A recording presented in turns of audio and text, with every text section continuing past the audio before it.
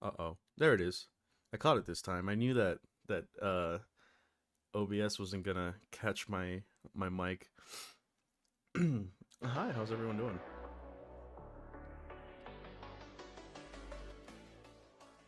So I don't know how long I'm gonna stream. Normally when I do these painting streams, I try to do the whole thing. Um, I'm kind of sick right now. So, I don't, if I start to feel kind of fatigued and drowsy, I might just hop off. But as you can kind of see there, Thulia has a bit of paint on her. I got most of the reds done and the silvers, so therefore I'm not just doing a lot of prep work during this stream. But yeah. What about me? I'm sick. I've been getting sick so much this year, it's kind of crazy. I think I've gotten sick at least like an average of once a month. So I'm drinking some lentil soup. I'm just gonna try to finish this soup real quick, and then we'll move over to the painting desk. Can't see. Nothing's going on right now. I'm just chatting from my PC. Don't worry, I'll move over and start painting here in a second. But like I said, I'm just finishing my soup, my lentil soup. I've been on a real like soup kick this year. I've been drinking a lot of soup. So like, I think like in January, I was miso soup. I was just fucking pounding that shit. I was having it at least once every night. And then I got into is it called Milstrone? Marone? Something like that? That soup's pretty good. Good soup, yeah. Hope you feel better. Thank you. This one's not as bad. I feel like every sickness I've gone through this year, it's been like less severe. So the one in like it was like right in New Year's I got sick. And that one was oh man. That one was for like 2.5 weeks I was sick. It was really bad. And then I got sick for a week, and then I got sick for 3 days after coming back from a tournament, and then now I'm getting sick again. um, but I'm hoping to be better by tomorrow because I have a tournament this weekend. So let's hope. I've been doing everything in my power to try to get over this sickness before Saturday. To spark some thoughts on Thulia, what would you change about the datasheet to make her worth 210 points? Honestly, I feel like her datasheet is fine. It's just her points are too high. Soup helps fight sickness, that's just facts. It's good for the soul. It's good for the soul. If I had to add something to make her up to 210,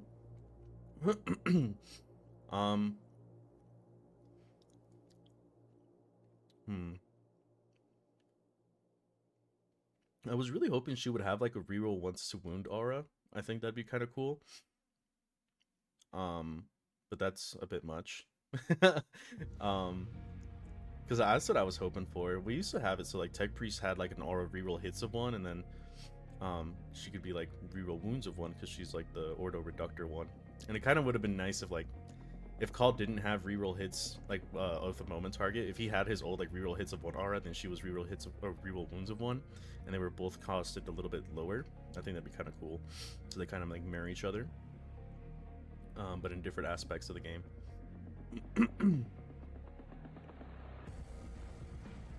Oh my lord, it looks like I had a stroke typing that last comment. No, I understood it.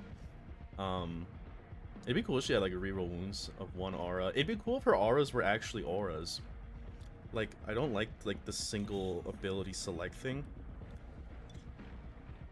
And in practicality, because I played a game with Thulia already. I played 3 games with her. She's okay. The thing is, like, I've had a lot of situations where like Thulia's on the other side of the battlefield. Like, I had a situation where my friend put up his defiler, So I would answer by giving my doctrines to my breachers, right? So they can advance and charge over the wall, get into rapid fire range, and just one-shot it. So they did. And I'm like, alright, cool. And then they ended up dying shortly after because I had to put them out in the open in order to shoot down the Defiler.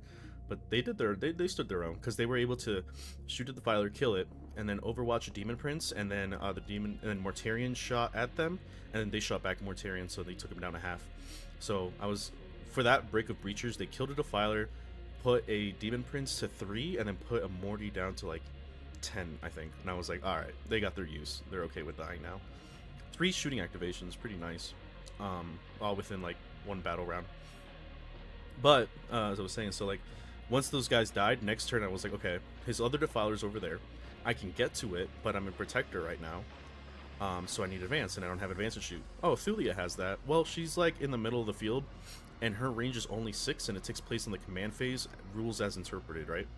If it was rules as written to where like she just got that ability and then you could put it on at any point, I think she'd be a lot better. But like there's a lot of times where I'm just like, okay, command phase, what do I do? Select something within 6 inches of her. And it's like, there's really not a lot of room, you know what I mean? So I have one change that I desperately want. You might have a joke. I want a conversion keyword on her gun. I think it's alright. Like, I don't think I've ever connected with that gun yet. For some reason, she just always doesn't do damage. If she could hand out all her pick 3 buffs every turn, they should be priced more correctly. And that's a lot. I don't know how I feel about all of them once per turn. I doubt any R's will feel busted like a 7th edition call kids. Yeah, true, right? Maybe reroll wound, 1 AP, 1 damage, who knows? Archmage with the Order Reductor. Yeah, I wish they were a little bit more thematic with her. I don't know what it would be. That's why I just said wound reroll. Like, not full reroll wound, but like maybe once. Because outside of like breachers, we don't really have like units with high wounds or high strength weaponry. So like the only one I can think of is like destroyers, which are very situational, breachers, which are very expensive, Castellans, which are very hard to maneuver, and then your tanks, which every army has tanks with high strength. So it's like you can't really fault that. When you get down to like our actual troops, strength 3 pistols, strength 3 flamers that aren't twin linked, strength 4 flamers from Taraxi, strength 4 rifles from Skitari, and our infantry are some of our most like unique units, you know what I mean, in the sense of like that's the ones that we run a lot, but we run them because they're trash, not because they're good. So being able to get like a reroll 1 aura for Skitari or something, I think would be kind of cool, especially with the new guys too, the Hastari. Like, you know, you have your Fusiliers, which are probably not going to stick around with Thulia, and then you have the Eradicators, which could foot slog, and then, you know, with their low ass strength 5 guns with the anti-infantry, at least you can try to get a reroll there. Something like that. Something more, I don't know, the way that somebody put it, there was a guy that went 4-1, I think, with the Eradication cohort, and he was saying like, well, Thulia is like really synergistic with the army, and I'm like, my argument against that point was like, fall back and shoot and advance and charge is not synergistic with the army, that is synergistic with the game. Like, you know, like that's just a good ability to have. Like, there's nothing about Gladius that says, oh, this is good with Space Marines. Like, it helps them with their rules, you know what I mean? No, it doesn't. Just Gladius is just good stuff. That's it. I was trying to say, like, the only synergy she has is Skitari, and I wouldn't even say that's a synergy. That's more of a keyword check. So, what attachment do you think best suits her? I think Eradication and Data Psalm. Halo, she kind of feels like a win more card. Using magic terms, she kind of feels like win more in Halo. Like, you kind of don't need her, especially at 210. You're taxing yourself basically. Erad cohort, she like directly benefits the army rule. In that sense, I'll say she's synergistic, because double Doctrina, basically it translates to your unit gets assault and +1 AP if they're within 6 inches of battle line. Which, depending on how you build Erad, is a really good buff to have. On top of that, it's assault +1 AP within 6 and reroll 1s to wound. Like, that's a really nice buff to have. The problem is that you have to be an Eradication cohort for that to work. So, I don't know. I think Thulia feels a lot worse in Conqueror lists, because in Conqueror you don't care about heavy and +1 ballistic skill. You're like suiting your list specifically to worry about the AP and the movements, the movement of assault and the weapon skill. So she feels a lot worse, I think, in any list that primarily focuses on Conqueror.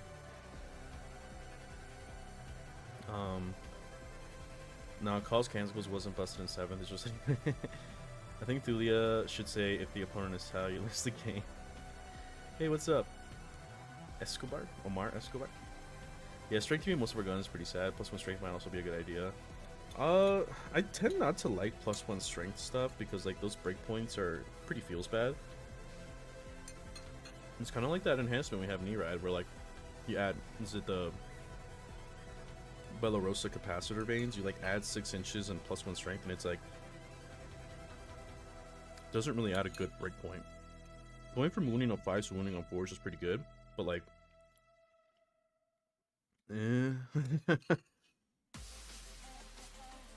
unless it was an aura, in which case it's like, it's not too bad. It'd be like, Vashtor has something similar, but I think he just points at one vehicle, actually. I don't remember. Let me check.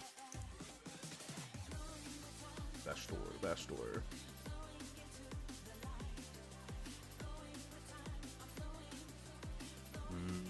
Oh no, he's an aura. Yeah, well, friendly demon vehicles within 6 inches add 2 to the strength characteristic. See, something like that would be cool. So your pistols go from strength 3 to strength 5? That would be kind of cracked. At that point, you're going from wounding on 5s to wounding on 3s. That's into marine bodies, of course. Okay, finish my soup. I'm gonna move over to the desk. I'll be right back. Let me make sure that this thing is actually capturing audio. I don't see it moving. Wait. I don't think it's capturing audio. Fuck. Properties. Oh, do I have to turn this off? Hold on. Welcome to my desktop. There we go. Properties. Activate. There we go. Now it's catching on. You should hear a little bit of an echo. But I'm going to move over there, so no echo for that long.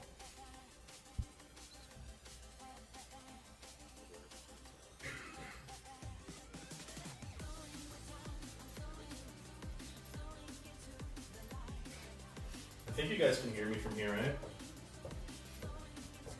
Sorry to hear some clattering and cracks and stuff out of the oven.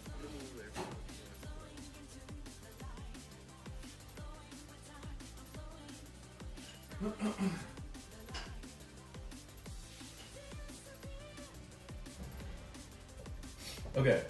I think, let's see if YouTube is picking that up. This is playing, right? Come on, YouTube. I believe in you. I think it's capturing it. It should be capturing it. Yeah, we can hear you. Is it capturing my movement, though? There it is. It's just a little delayed. I made this stuff called pan de bono. If you're Colombian, you probably know it. It's like little cheese bread. Bro, this shit is so good. It's like my favorite thing.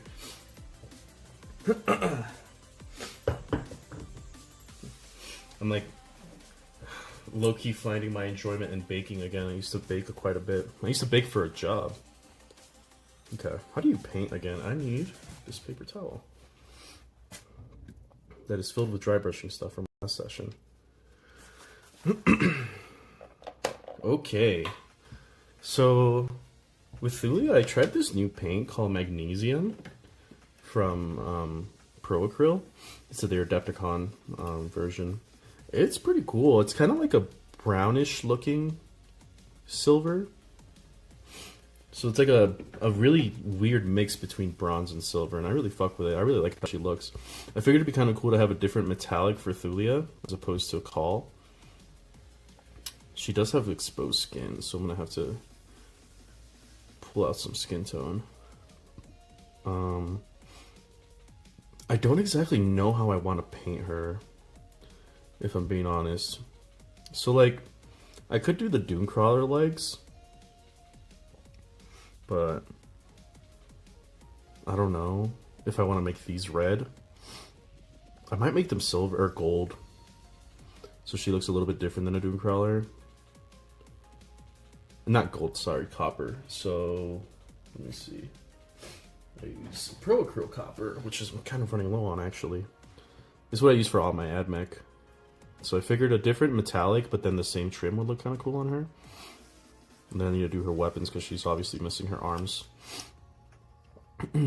So yeah, let's do these lines here, I think, and then we'll do all the little bolts. I'll see how I like the plating being all copper. It might look a little weird. It's gonna be a lot of trim though. So fresh cheese bread is the bomb. It's not fresh. It was fresh yesterday. I made it yesterday, but I made like a bunch of it, so I had some today. I just took it out of the oven to like heat it up a little bit. Okay, so let's get myself situated here. I'm a little cluttered. Move this here. Okay. Mix, mix, mix, mix, mix.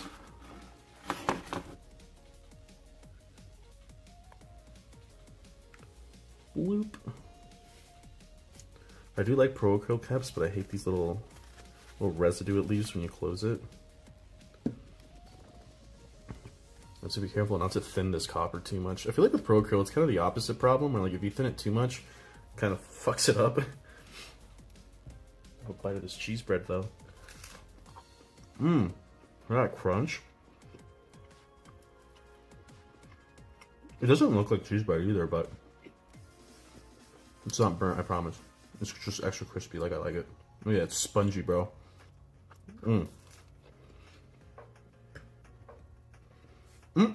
Alright.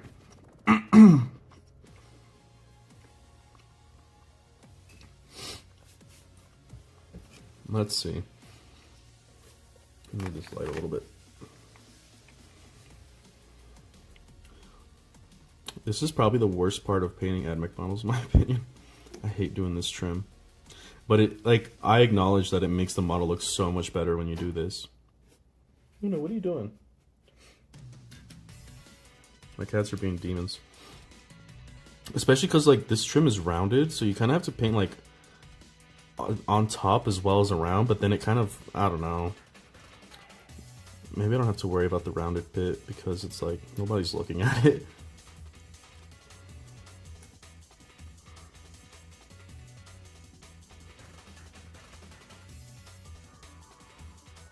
Yeah, I think the name of it is pan de bono, but I'm sure it's called some different else in other places.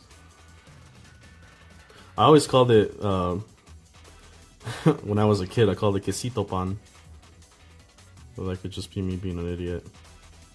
But yeah, dude, that with like a fresh coffee in the morning, oh my god. It is like better than sex, I swear.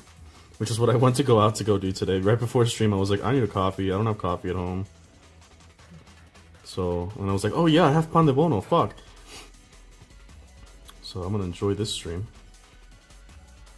I do need to get a new brush too. This one's starting to do the thing that synthetic brushes love to do, which is bend.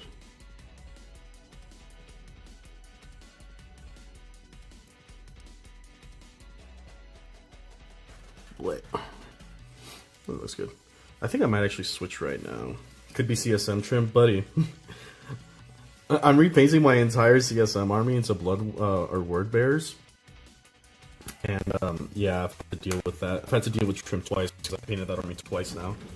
I do have new brushes actually. And by new, I mean these old ones I got in Japan for $10. It's about time I crack these open. It says it's Sable. I don't know if I trust it for this low a price. But maybe it's time to crack one of these out.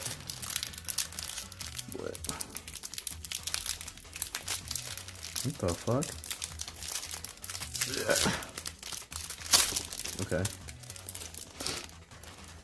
Let's use this one. I want this one. I want this one. Give me this one. Give me. Alright, you piece of shit. Come on now. There we go. Oh, okay. It's nice. I do fuck with this. Oh, dude, look at that. That's awesome. What metallic do you use for your steel? It looks amazing. Oh, I tried this one. This is a brand new. Not the paint's not brand new. The idea. So normally I use gunmetal. This is the air version, but it's the same thing. Warpainter Fanatic gunmetal is what I use for all my AdMech. But I found this one, this magnesium, and I wanted to try it out. So this is my first time painting with it. I really like it. It could be that I'm looking at it from like a different lighting perspective, but it looks like a brown, like a mixture between bronze and silver. And I fuck with it. Cheese bread. So good, bro. Fuck. Whoa. Don't do that.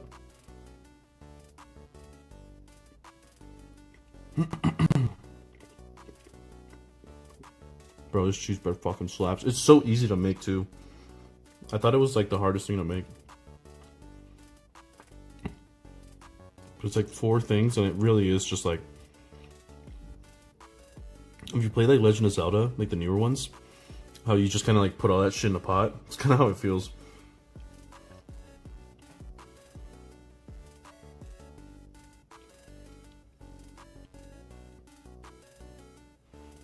Bro, this brush is sick. I've had it for like years at this point. I feel like everything that I bought during my time in Japan from like hobby stores, I've just kind of been squirreling away. Except for my Veterans of the Long War box. That one I cracked open like immediately. Alright, let's see. What do I want to do here?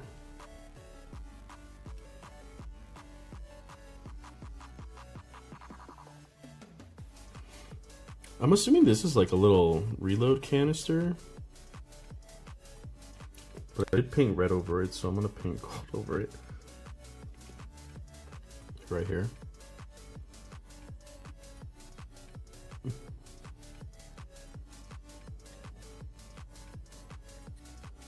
I was really hesitant about buying Thulia because like I don't like her on principle. I was like, damn, she's a good looking model. Maybe I just paint this entire thing silver or gold, even the inside. I say gold, it's copper.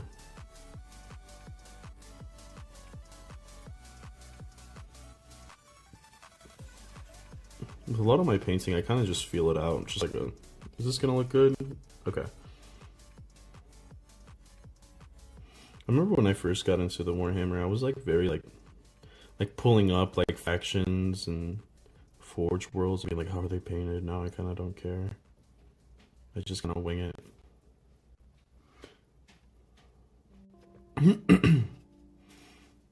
Like here. Beep. Paint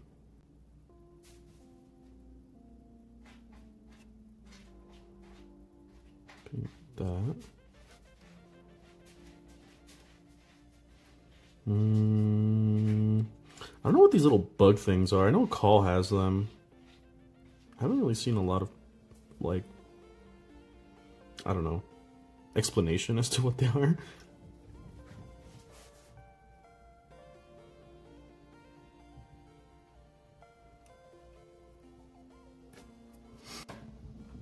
What are my cats doing? I hear one of them running around like crazy. What's the one rule use case that excites me the most? For Thulia, I like Double Doctrina. I honestly think that's her best use. I think like Advance in Charge and Fallback in Charge are very functional. Like, I thought I would like Advance in Charge, but I feel like any detachment that I want to Advance in Charge in, I already have a way to do it. So I'd rather bring... Because aren't Ruststalkers... I'm trying to remember. They are, like, for a 10-man, it's less than Thulia. So it's like, okay, I'll just bring another 10-man Ruststalkers, and then every turn I'll just pump one out, basically. And a lot of the times, you don't need Advance in Charge on Ruststalkers. They just naturally move fast as fuck. If you, like, aggressively deploy them, you should be able to close the distance. I don't know, like, Advance in Charge with them is really, if you want to go in turn 1, And if you are doing that, you're probably playing Halo. And if you're playing Halo, you already have a way to give them that without either taking Thulia or using CP. So it's like, you know, is it really necessary? No, I don't think so. However, double Doctrinas, I think that like GW always kind of overprices double Doctrina whenever it is available. Like it's either a CP or it's like 35 points in Halo or it's 210 with Thulia. It's like double Doctrina is nice. But I don't know. I think like Bricky put it in a really good way when he was talking to Paul. That rule, our army rule, is busted on every other army, but not on us. I also slipped my finger there, fuck. I don't care. So I like double Doctrina because if you are playing Conqueror style, then going into, or sorry, if you're playing Protector, going and getting the buffs of Conquer are really, really useful, but it's not the same the other way around. So like, if you're playing a shooting list, like with a bunch of Disintegrators and Iron Striders, you don't care, sorry, maybe not Iron Striders. Wait, no, backwards, sorry. If you're playing a Protector style list with a bunch of Iron Striders and stuff, the benefits you get from going into Conquer are not that great. Am I saying this right? I'm confusing myself. Sorry, it's like the fucking sick brain rot. Basically, like, sorry, if you're playing Conquer, the Protector buffs aren't that helpful to you. So say you're playing like Halo, right? I need some coffee. Hold on, guys. Oh, I forgot that coffee's hot as fuck. Okay. As soon as I eat this bread.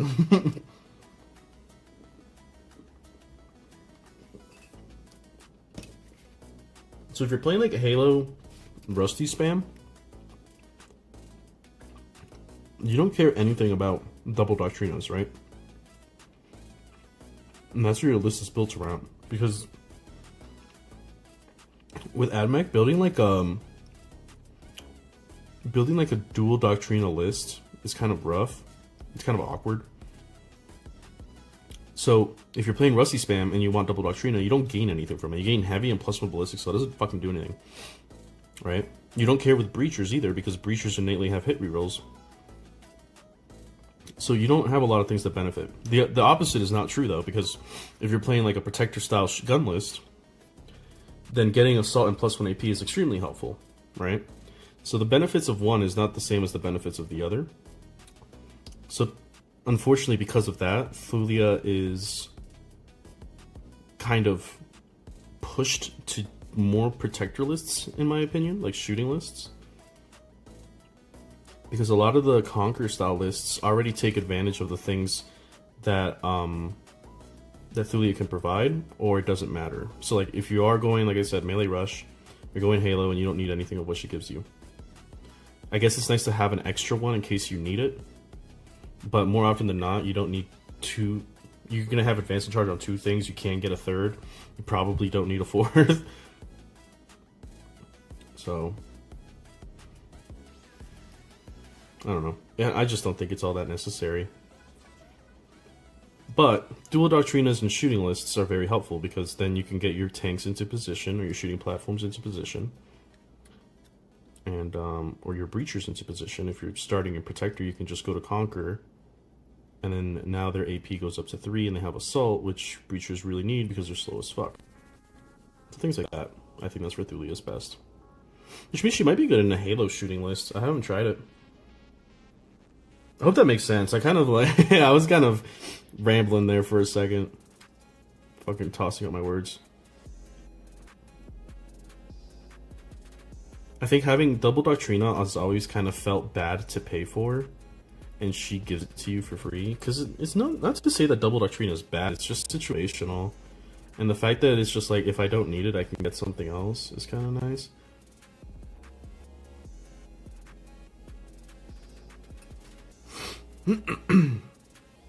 Between Thulia and the Underseer, it's also understandable where all the good designers were when Stillboy was thought up. I don't know if I agree with you. I don't think that Stillboy is an excuse.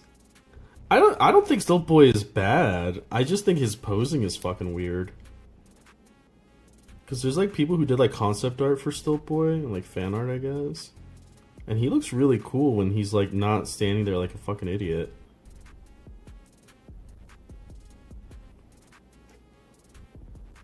Double Doctrine is great, but not a character ability. Ability should be more powerful / theme based. Yeah.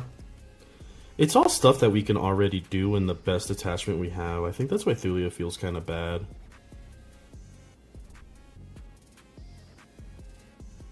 But c'est la vie. You know, I try not to get too excited with stuff because I don't know, call it fucking learned helplessness. I just don't think that they really know what they're doing with our army. I saw Auspex posted a video showing that our win rate is like we're second worst army again. Sorry, I think third. Technically Eldar is, but I don't have any pity for Eldar. Even they were saying like, oh, we don't really know why Admech is so low because they got nerfed, but they didn't get like insanely nerfed. And I'm just like, the thing is, like, Admech was really strong because one, Richard was playing it, which, you know, and then two, well, there's actually 3 reasons. 2, we had too much shit on the board, right? So, Admech was strong because we had just too much things. I don't think our damage was that crazy, I'm gonna be honest. I think because our damage hasn't shifted, right? We haven't lost anything. And, like, again, to kind of, you know, quote a pro, like Richard said on his ERAD video, Admech is really good at blowing one thing up, right? So, when we lose our bodies because we lost points, but then we don't... When we lose a bunch of bodies and our damage doesn't change to where it's a single focus on the map, then we lose our strength. Our strength was never our damage, it was our bodies. Unfortunately, right? For better or for worse. So once Admech got nerfed, it was like, oh, you lost the thing that made you strong, and your damage is nowhere near as substantial enough, like as widespread, to carry you through games. And then the meta changed where they nerfed Eldar. So the only reason that Strength 3 pistols are fucking good is because they kill Eldar. So once you know, once we lost that, and you know, we have again a lot of low strength weaponry on our best data sheets, and now we're having to deal with Necrons and with Ultramarines. That's where it gets really rough. So that's why Admech is not doing so great. It was a combination of meta shift, nerfing probably our biggest strength, which is bodies, and yeah, that's it. Debating, should I paint my Tau in the Helldiver scheme? That would look really cool. Like a flat black on like a matte yellow. Yeah, that's cool as shit, actually. I'm like envisioning it in my head. How'd you do, man? I think that'd be kind of sick. I'd like to see that. Somebody pointed it out that my Tau look cosmic.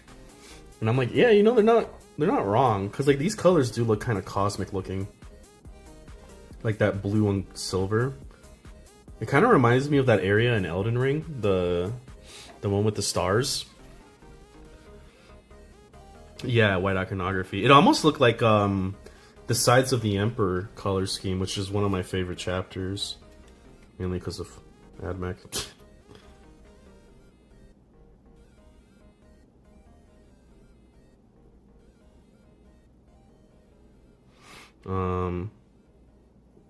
I'm tistic, that's enough, that's fun for me. Yeah, I'm sure you can win games with Admech, but it's the same as being fun to play. Yeah, that's the... I hope that really came across when I made my current magnum opus, I guess, was the Codex video. It was like I don't care how busted this army is or how shit it is, I just want it to be fun. Like, before the Defiler came out, Chaos wasn't doing that great either, but Chaos is fun as fuck to play. You know what I mean? So I know I'm a comp player, but that doesn't mean that I play it specifically because of like comp reasons. Otherwise I wouldn't be playing fucking Admech. I just think they look cool.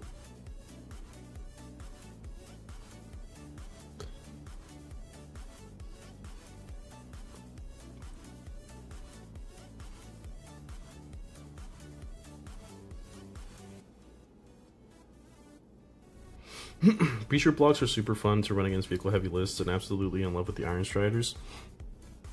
Yeah, breachers are fun as fuck. I just wish they weren't so fucking expensive. Like, I don't think they're that good. Like, the other day, what was it? I was playing against a Salamanders player, and I found out that Eradicators are fucking 100 points. I was like, huh? Like, Eradicators are crazy, bro. Like, yeah, they don't have as much volume as us, but like in a 6-man, they blow up things just as hard as breachers. And I know that they're kind of a little bit more favored into their targets, where we're a bit more like freelance on ours. But 100 points? Like, what the fuck? You can get away with anything. I was so floored when I heard that. Especially because there's such a strong Overwatch threat for vehicles, too. Because I thought they were just, wound rerolls. But no, they reroll all hits. Or I thought they were like the reroll 1 hit, 1 wound, and 1 damage. No, they reroll everything. I was like, what? And they're 100 points? Meanwhile, mine have to be 6 inches within fucking battle line?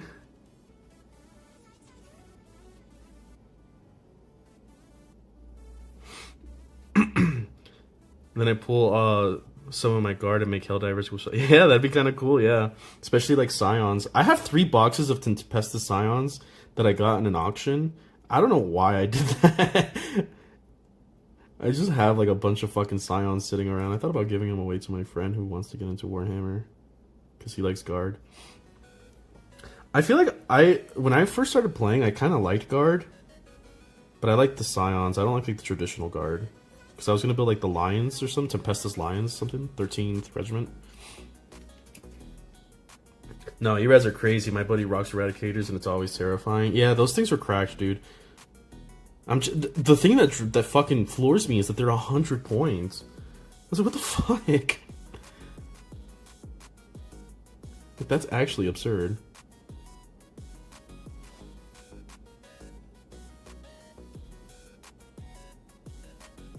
I'm trying to make sure my sweaty hands don't touch any of the paint job. I'm cursed with sweaty hands.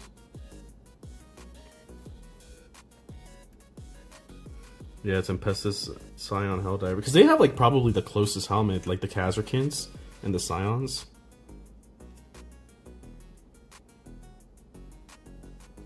It's starting to dawn on me just how long this trim is going to take.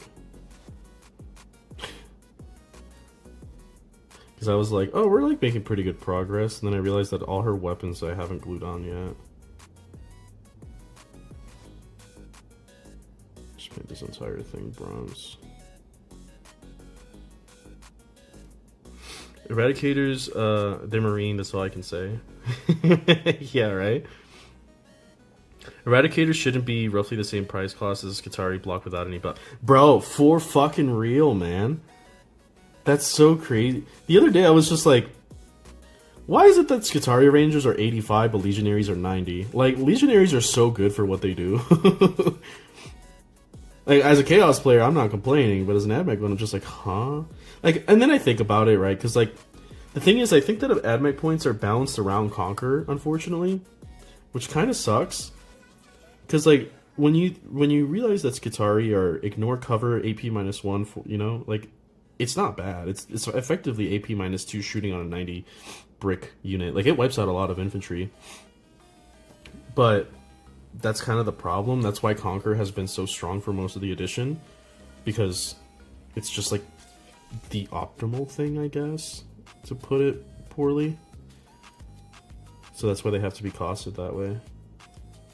It's because they can do this, right? I say, okay, I guess. But most people don't play Skitarii that way because they're too fucking valuable. So it's like, here's your Skitarii. They can get AP2 shooting. And it's like, that's cool and all, but I have to hide these fuckers because otherwise I don't get a quarter of my army rule. Or a third of my army rule. So it kind of just doesn't play out the way that people think it does. So. C'est la vie, I suppose. I don't know. We'll see what 11th edition has to offer. I'm starting to think probably not great things. I've been mulling over the rules of 11th edition, and some of them I'm just kind of like, geez, man, I don't know how this is gonna play out. Kind of scared. Legionaries are 90, yeah.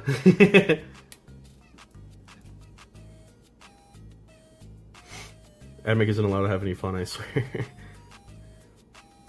I was annoyed when I found out Space Marine getting fire dragons, but better. I heard about that. I don't know how like it actually works, but I have heard that like that new detachment is kind of crazy. Sure are, and they're so much better. Yeah, Legionaries are so good, especially if you take a Lord, because Lords are like fucking crazy, bro. Chaos Lords are fucking insane. And like Legionaries are like the best type of enabler because they're like OC2, reroll wounds on objectives, and if you have Chaos Lord with a Demon Hammer and you're buffing your Lord, you're like absolutely fucking somebody up. Now I was playing against that Salamanders player. I was playing Chaos that day, and I was playing Creations of Bile, and I had a Lord with Prime Test Subject and 3 Legionaries or 5 Legionaries. I charged a Vulcan brick with Stern Guard, wiped them instantly, and the next turn consolidated into a Repulsor and then one-shot it. Because with Prime Test Subject, he gets reroll hits and +1 damage to his weapon. So the Demon Hammer goes from 8 -2 3 to 8 -2 4. And then you use his Chance of Glory ability, so it's a 5 damage hammer that has reroll hits, reroll wounds, devastating. It's actually so crazy. Vultures don't really do anything. You don't take them with Vultures, you take them with Chainswords. Vanguards are great, but for some reason they're 10 more points than Rangers. It's because of the whole OC bomb that we used to rely on earlier in the edition. And I don't think they should be priced any differently, honestly. And if I remember correctly, the math on Vanguard versus Ranger damage right now, it's not too different. It's when you do the whole boat combo thing that it starts to change. But right now, in the current meta, it doesn't matter. Because there's not a lot of infantry spam. Besides, like, Ultramarines. Sorry, this bread is banging.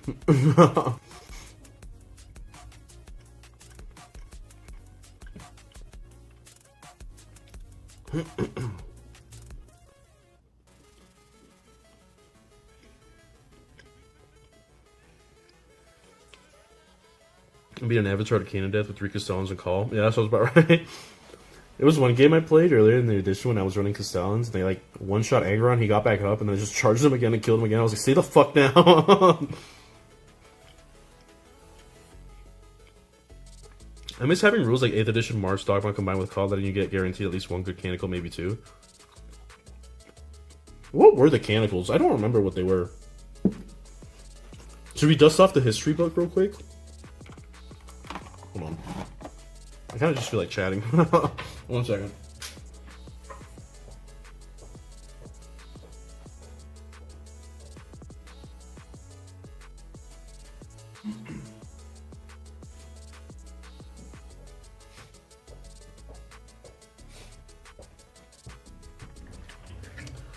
Alright. What were old Canonicals? What did they do? Ba-ba-da-ba-ba-ba. Oh, here we go. I literally flipped right to it. Reroll failed morale rolls. Okay. Litany. I remember that one. Roll d6 for each enemy unit within 1, and then, yeah, suffer d3 mortal. We used to have d3 mortal wound bombs? I thought it was 1 wound. See, I wish it kind of would be kind of busted, if I'm being honest. But the new Sicarium bomb, I wish it was d3 mortal wounds. The 1 CP and their ERAD. It'd be so good. Reroll any hit rolls for 1 in the fight phase. It's not bad. Affected units gain bonus of as if they weren't covered. Oh, Shout Towel, yeah. +1 strength, or reroll 1s to shoot. They were kind of mid, honestly. Would I be crazy for thinking 8th edition Canonicals would have been strong? Oh, I already read that. We're without needing battle line, that's why. Yeah, that's fair. Because I remember old Canicles. How do they work again? Start of the battle round, pick a Canicle from the table below. It cannot be picked twice, yeah. You can randomly determine which Canicle. Oh. I remember you always try to roll for, like, reroll ones.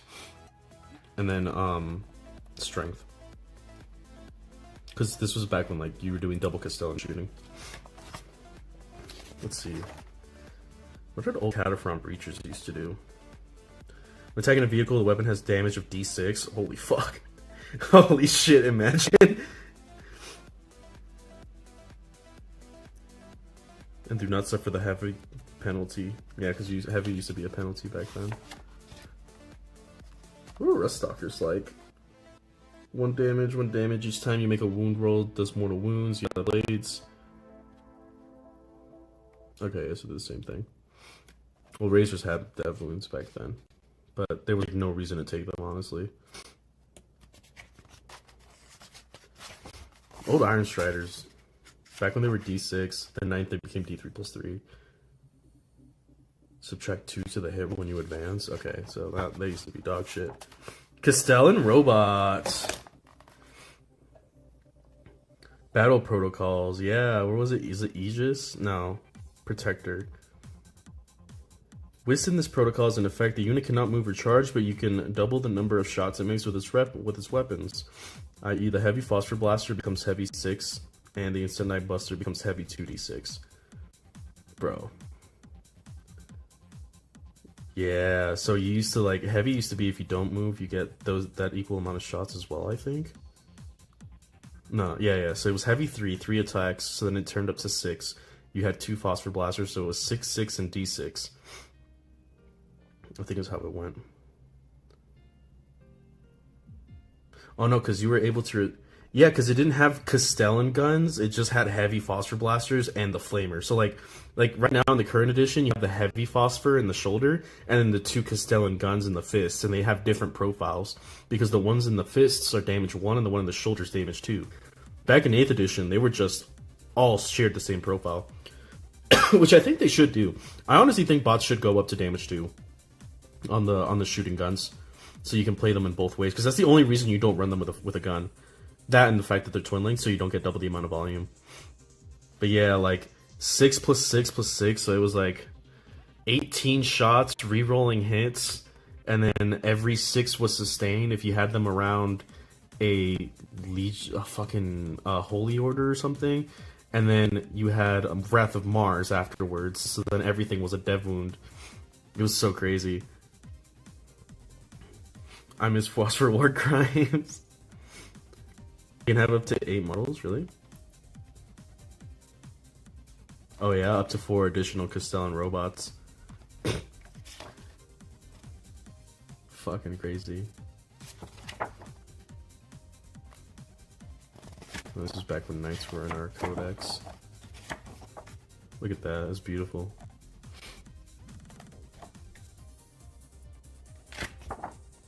Forge roll Mars. Each time you randomly select a canonical, roll 2 dice instead of 1. Yep. All units with this document receive the benefit instead of just the result of the first dice. Nice. Nice. Subtract 1 from the hit roll if they were shooting a unit from stages more than 12 inches away. Wait, where do they have... No, I think that was an engine war when they added what's the name of this fucking thing? Tactical Oblique, the best fucking thing ever. Where's Wrath of Mars? Wrath of Mars, where are you? Wrath of Mars, baby! Each time you roll a 6, it suffers an additional mortal wound.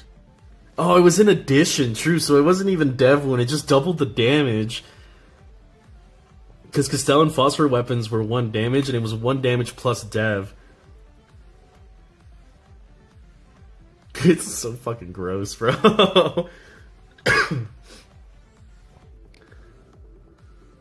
I thought 9th 6 model was big.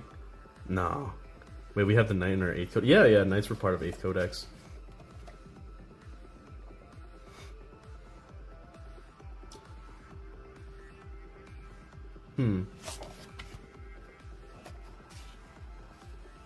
Do they have a gamma pistol here? Oh, it was this one, wasn't it? Weapon XIX. Was that it? Oh, I don't remember. Okay. Let me go put this away and get a cough drop because my throat's starting to hurt.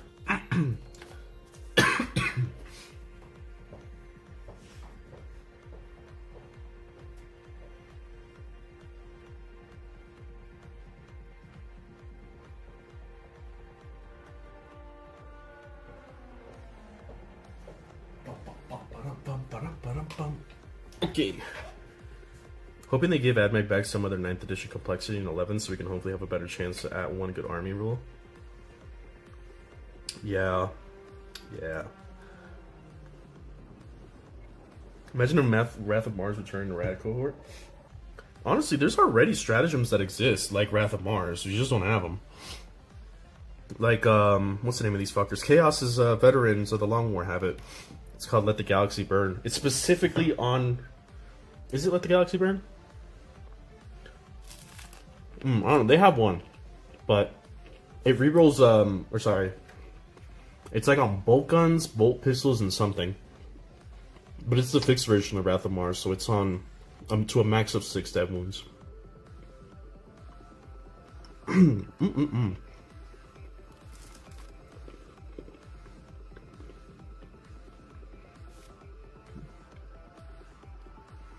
Even 6 units, even 6 spots in a unit nowadays, data sheet would be damn strong. It'd be damn expensive too. I think that's kind of crazy how,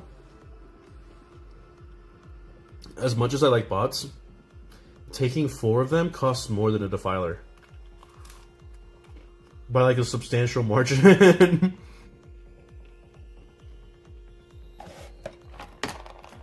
Okay.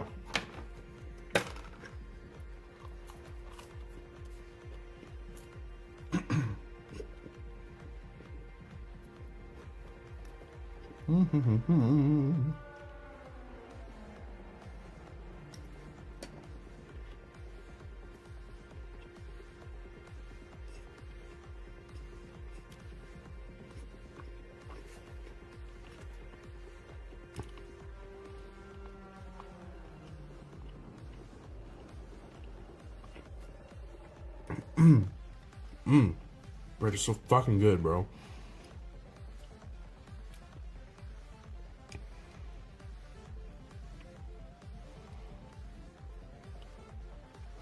I always had to limit myself when it comes to bread. Like when I was a wee little lad, I used to work at a bakery. I was a baker, and yeah, I would fuck up food if I could had the opportunity to. And I got a little too round. You know what I mean? I love bread. It's so yummy. Like, bread is just like a fresh loaf of any kind of bread. It's just fucking good, man. It's just like so homey feeling, you know? Like some warm ass bread. The smell of it.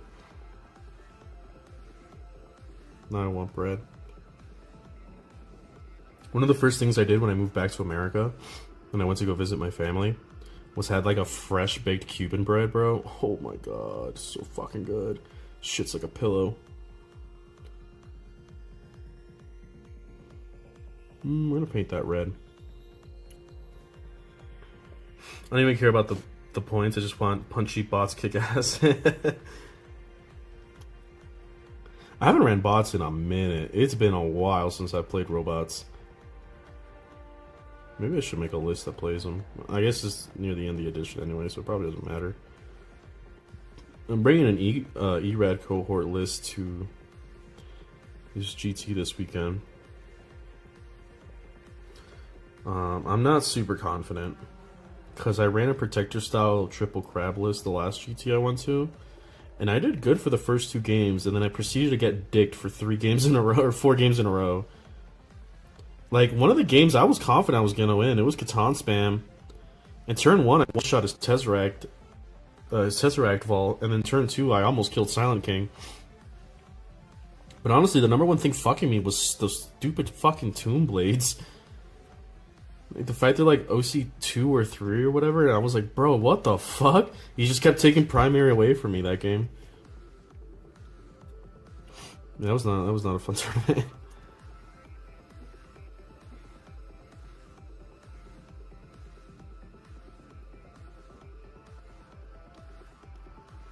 Oh, this little arm is real rough.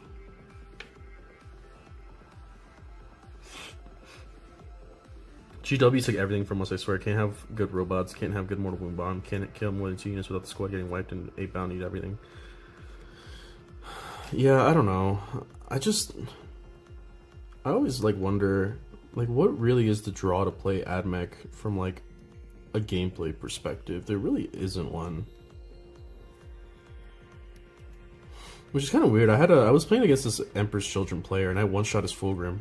I'm doing, like, 30-something damage to him with, Skitar, or not, with Iron Striders.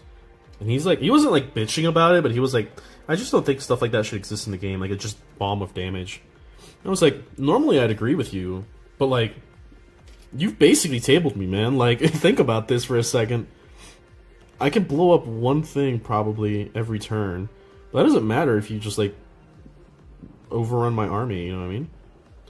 That's really all AdMech has going for it, I feel, nowadays. It's just like a really big bomb of damage, consistent damage. Consistent in the sense of, like, you can consistently kill one thing. But I can't really think of a reason why, like, you know, you would play AdMech. You would choose to play AdMech. It's kind of like Chaos. Like, Chaos is just, like, it's not just because of Defiler. Everything looks cool as fuck. Dark Packs is as fun as fuck rule. And you're, like, wanting to prioritize damage. It's like, okay, yeah, I get it. There's like very obvious synergies and stuff, but AdMech kind of doesn't have any of that. You have to really rely on like standalone shit. Maybe that's just my doomerism talking.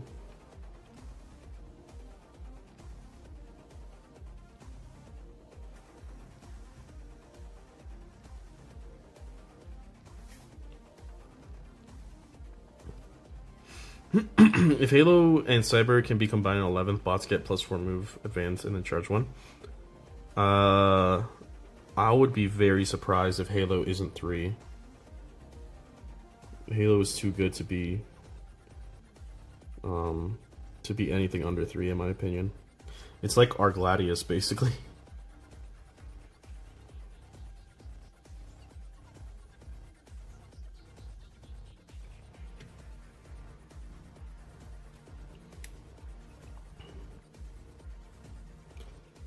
But we'll see how ERAD cohort works. The thing is, like, I'm very critical about ERAD cohort, but I still place it as one of the best 3 detachments we have.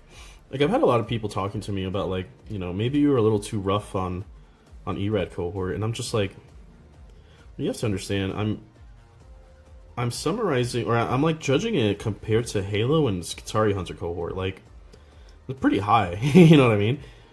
The best way I could put it is, like, if somebody, like, consistently compares something to, like, Gladius all the time, right? It's like, oh, well, it's not Gladius. It's like, no shit, it's not Gladius, dude. You know, that's kind of the way I see it. It's like, it's not going to beat out the best 2. That doesn't mean it's bad. I just don't think it's that great. But I can also understand why you'd want to play it. I definitely think it has a place with, like, gun lines. That's mostly what I've been playing it as, is a gun line list. And I've been doing pretty good with that. I've been kind of liking it. We're going to see how it does in this GT, though. I made some, like, last-minute changes. I ended up switching to Call because Thulia didn't feel like she did much. But the more I thought about it, the more I was just like, man, I wish I just took Thulia, honestly. Because, like, I feel like in ERAD specifically, I don't want to say she's better, but, like, I've noticed that you have a bunch of, like, hitting on 3s, rerolling 1s. So you kind of don't need Call, because everything is kind of self-efficient, unless you're looking to fish. Which, that's the only reason I took it. Was because I also took, I used to have Breachers, and I was like, I don't know if I really want to take Breachers. Like, I don't feel like I have enough trash in my list. So I ended up swapping them for destroyers. And then somebody brought up a good point. If you use the stratagem, the sustained lethal one, they get hazardous, right? But you're always going to be shooting these fuckers with hazardous anyway, because that's the only time destroyers are good. And I was like, yeah, well, I don't have, you know, I don't have reroll hazards. And he's like, that's just fine. Just like take a Dominus. And I was like, wait, that's actually kind of funny. I kind of want to do that. So I did. And we'll see how that works.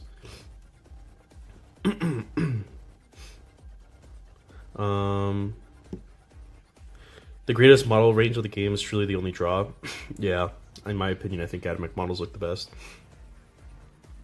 They need to give us some convoluted ass Rube Goldberg machine of rules that takes like 2 turns to set up and then have enough damage to remove 3 Catan from the board very quickly. So we used to play like that, and people were like, "Oh, it's too complicated." And I'm like, honestly, the only people that are saying that are people who don't play Admech. Which, you know, is not the core fan base, so why even appeal to them? Even meta Admech build is always like win games by getting tabled, which is really weird that GW claims this is a semi-elite arm. We are not semi-elite whatsoever. Eradication plus Hunter Cohort in 11 sounds like a good idea. That would be crazy. I think Skitari Hunter Cohort has to be a 3. I don't think it's strong enough to be a 3, personally. But it's one of those things that if you just give everything, like, if you're just able to say, I'll play X detachment plus everything has stealth, it might be a bit much, you know what I mean? So, like, Erad cohorts, Skitari units get +1 to wound or reroll hits and wounds of 1, depending on the Doctrina, and they also all have stealth. It's like, that's a bit much, you know what I mean? But then again, I also feel like the reason I don't like Erad cohort is because more often than not, since you can't really double Doctrina that often, outside of Thulia and that one enhancement that only affects the Marshal's unit, a lot of the detachment just reads as reroll hits of 1. Like, that's all it reads to me. And it's just like, I don't know, that feels so underwhelming. Can you imagine if, like, we got a detachment that just said reroll wounds of 1? Like, that's it. That's the only thing you get. It's just like, that's okay. That kind of sucks, I guess. You know what I mean? Because I made the argument that, like, if you look at any detachment that came out in recent history that has a reroll whatever, it's usually tacked on with something else. So, like, Subterranean Assault is like reroll hit rolls of 1. Mind you, a lot of Tyranids still hit on 3s, but reroll hit rolls of 1, and you also get the Turanian rule. And, like, Drukhari had the same thing, reroll wound rolls of 1, and you get +1 to wound. Was it +1 to wound? I don't remember for Reaper's Wager. But you get to reroll, I think, wounds of 1, and then you get another rule on top of that. But ours was like, you get 2 rules, but it's functionally 1. Because unless you're taking Thulia, you kind of don't get to see the other part of that rule, which is kind of whack. It's top 3 because it's one of the only 3 detachments in Admech that provides any meaningful boost. Yeah. I think that Erad cohort's, like, detachment rule isn't the greatest. I think the best part of Erad cohort is the strats. I think that the rule is nice to have, but that's all it is. It's a nicety. Admech is for people that like playing characters like Faust and Celtic Air. I'm guessing Hunter Cohort will be 2. Only buffs Skitari. Erad will be 1. I don't know about that one. It depends on how liberal they are. But imagine that, like, they're just kind of making the fluffy ones, like, 1 point. I could be wrong. I'm trying not to burn my mouth.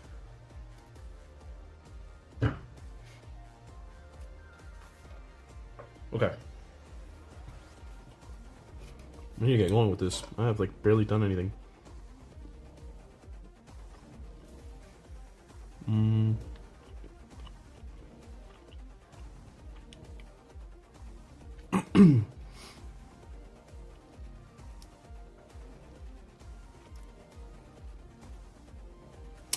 Fuck. Yeah, this brush is too watery.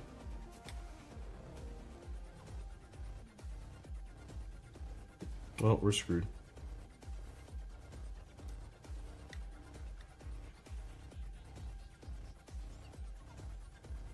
Yeah, I don't know if AdMech's gonna benefit too much from the dual detachment thing. Especially because like a lot of our detachments are already kind of meh. I feel like the only people who really benefit from it are fucking Space Marine players. Because it's like, hey, you only have like, you know, 400 combinations or some bullshit like that because you have so many detachments. For us, it's like, I get this mediocre rule and this okay rule, I guess. It's like, oh, you could just play Halo. Which, I don't know. We'll see. I'm being a doomer as always.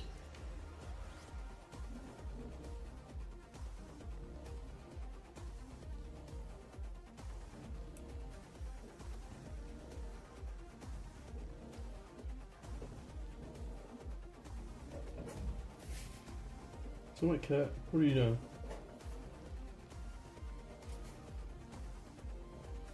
I mean, I've been 3D printing terrain for 11th edition, and I got this like fucked up spool of filament, and it's been so annoying because like it like doesn't pull itself. It like gets tangled up because it was rolled incorrectly.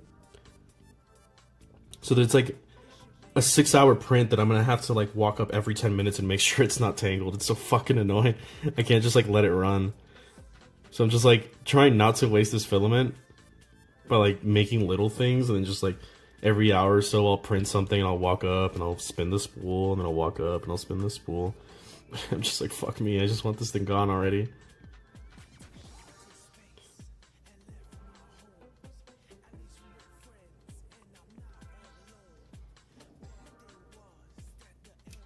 Oh, Mangoes, fuck, I didn't realize you in the chat. Thank you for the lurk.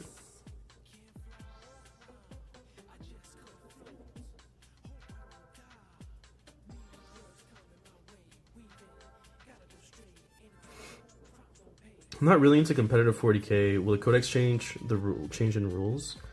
It should theoretically. I don't know how crazy they're gonna go with rule changes this edition,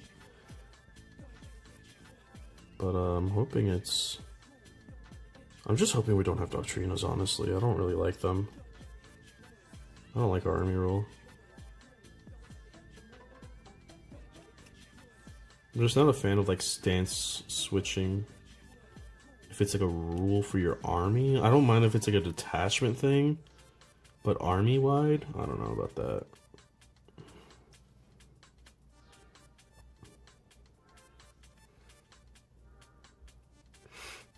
I kind of understand the design behind that you can only activate 50% of your army rule. Dumb and restricted for sure, but that's how GW thinks. Yeah, I mean, it's kind of like I know like Custodes players aren't happy about their rule either. Their rule is probably worse than ours. But you know, they're also carried by the fact that they have like a really good data sheets.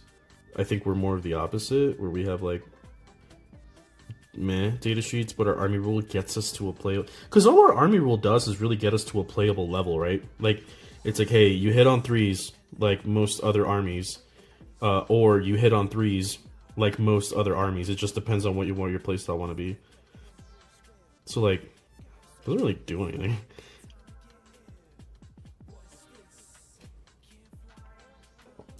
Like, to put in perspective, the way I think about it is like, when you're playing like Creations of Bile, right? One of the augments is that you can get +1 a hit, and it's like, it's not a bad augment to get, right? But it's definitely not like the best one you can get. And it's because like, wow, I hit on 2s. Like, I don't really care, you know what I mean? Because I already hit on 3s. Whereas for us, like, the deal from 4 to 3 is really big. But it kind of just goes to show that like, most people don't care about hitting on 3s. That's like a perfectly fine place to hit at. But for us, like, you have to choose one or the other. So it's like, nah. You're kind of just going up to everyone else's level at that point.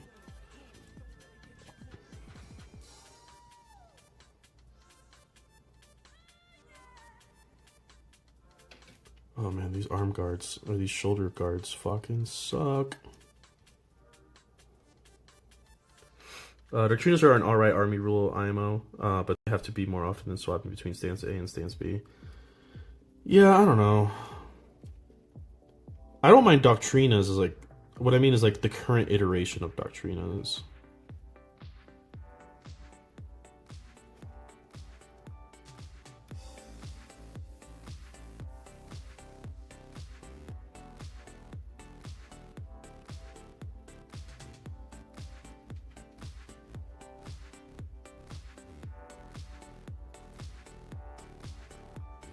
It's just like I think it also kind of feels bad because like GW was going with this concept of like more armies hitting on 4s, but then they kind of like just didn't follow up with that. I think the only ones that still kind of hit on 4s is like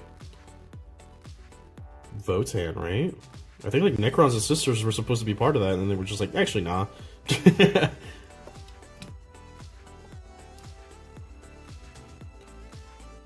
It's like if you compare us, like I said, to other armies, it's like okay, if we're like around the same tier as like Necrons and Sisters and Votann, it's like well, Votann tanks still hit on 3s, and Sisters tanks still hit on 3s. And Necron tanks still hit on 3, so why the fuck does our hit on 4s? Well, you have your army rule. It's like, okay. So fucking what? It's like, yeah, your army rule, you get to hit like everyone else. And that's going to take up your entire army rule. Meanwhile, Sisters are like, lol, 6 Melta. And you're like, alright, it's sick. But you don't get it. You can get -1 to hit as well. If you're within 6 inches of your fucking most fragile units. Also, you have to take those units, so welcome to your 160 point tax before you even get to build your list. I'm starting to get salty.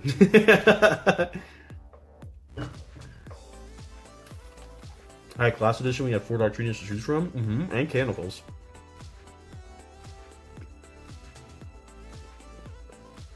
I wouldn't mind Doctrinas if they were more fun to use. AdMech, to my knowledge, has always been specialized on the fly kind of thing. Yeah, 9th edition ones were a lot better in my opinion.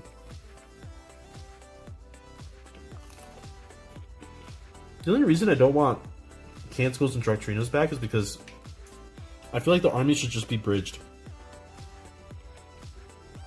Hey goblins, I'm good, I'm just a little sick. So bear with me, I'm painting really slow. What was I gonna say? Fuck.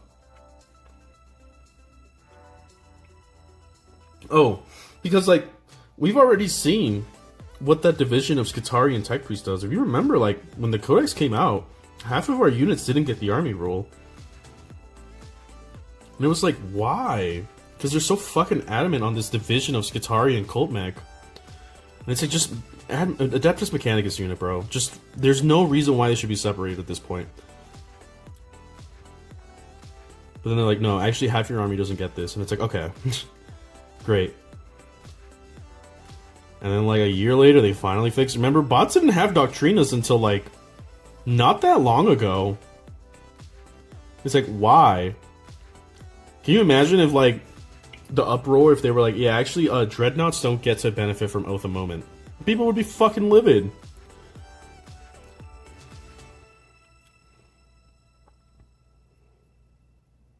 I just don't get it, man. I don't understand it, like, at all.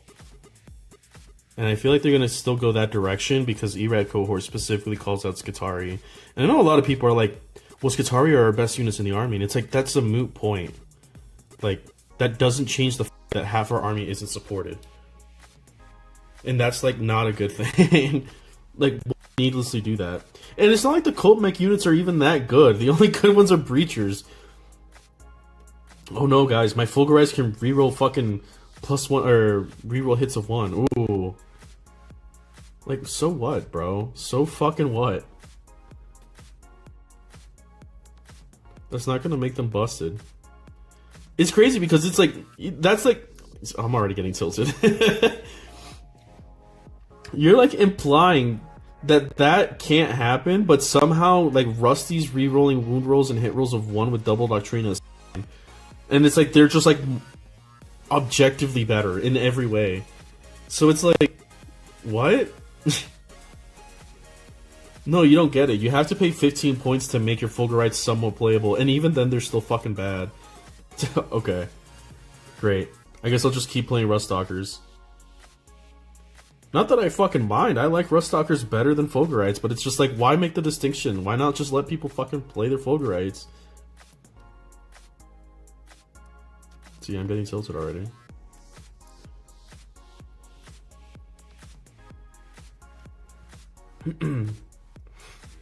Why do I have a bear with me? What?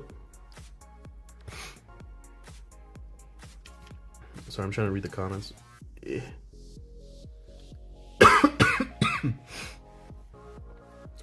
It's awesome. We can shoot at 3s if we stand still in an addition that emphasizes movement more than the previous one.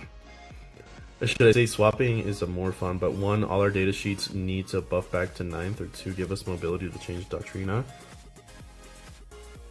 Yeah, I kind of wish. I think it's Data Som where you have like enhancements and stuff that say, hey, you can switch Doctrinas or benefit from the other Doctrina. I wouldn't even mind it if we had CP generation to use the double Doctrina stratagems, but we don't have that luxury, so.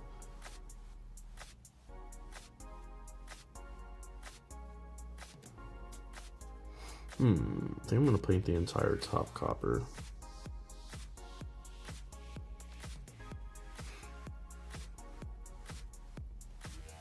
I feel like 10th had been an edition where AdMech suffered from not having time to cook in the oven.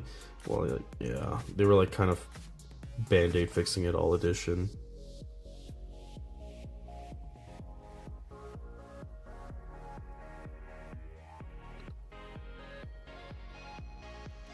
Every single time somebody used to say like AdMech is a horde army, it broke my heart a little bit. Can you imagine having to compare AdMech to fucking Tyranids and Guard? It's like, jeez.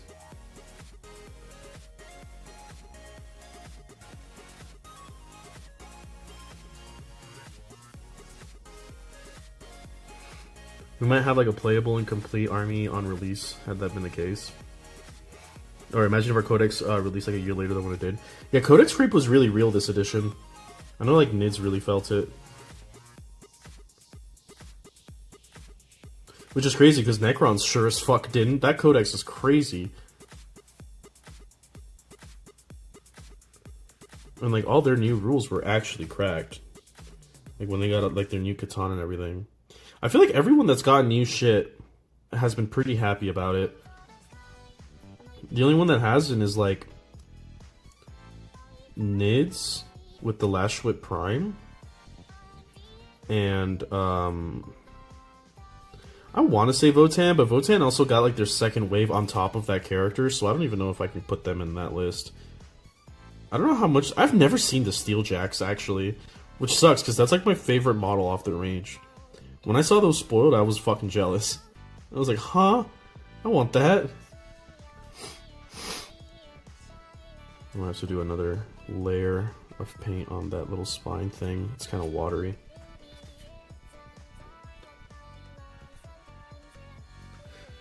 AdMech players have to get tilted because it's a cathartic way to handle how bad our army is. It's so crazy that, like, we're back to where we, like, were all edition again. It's like, fuck, man. We had, like, what, 3 weeks? And that was just because we could shit out a bunch of garbage. And it's like, yeah, no, we're back to, like, down with agents again. It's like, oh, alright. Yeah, a lot of our stuff in 10th is weird as fuck. Like, why the full army where the rules work with a battle line but not a tech priest? Yeah, I know. I hate the battle line thing. The thing, like I said, like I was talking to somebody about it. They really emphasized battle line back in Pariah Nexus and Leviathan.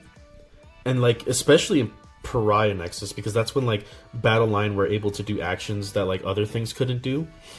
And they were like, oh, battle line's gonna matter. Battle line's gonna matter. And that's, like, the philosophy that I think that AdMech was released with. And then they just didn't fucking do anything with it. Because they were like, battle line's gonna matter. So we're gonna add this little battle line thing here, this battle line thing there, and then for AdMech, we're gonna make their army rule around battle line. And it's like, oh, okay. And then they abandoned that philosophy. They abandoned that game design. They were like, all right, no, battle line is kind of just stupid. But then we were left with it, right? We were left with it on like literally everything, and it's just like, okay. And it's understandable why they rewrite the entire codex, right? Because like everything off the codex has things that interact with battle line.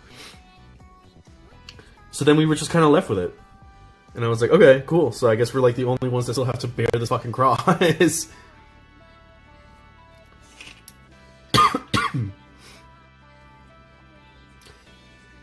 Yeah. I'm starting to get tilted. It's not good for me.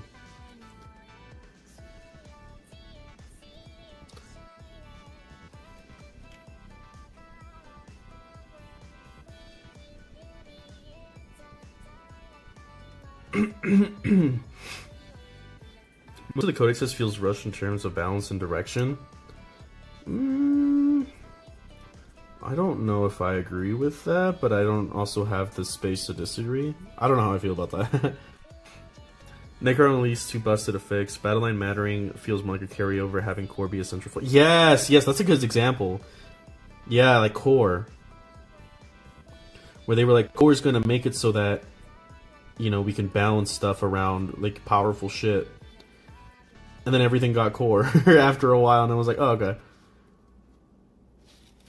So I guess this doesn't matter.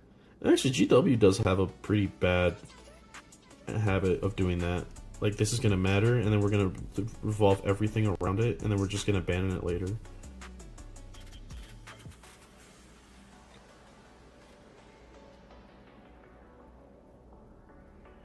I mean, kudos on them for exploring design space, but, like, you really do fuck over people when you do that, too. Especially when you force them to buy a book.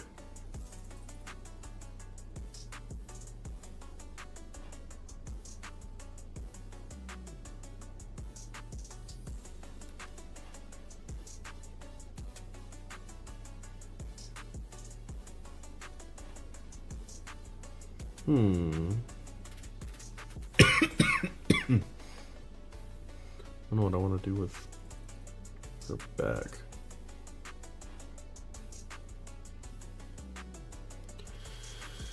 Oh man, this is taking forever, but arguably this is the longest step, so...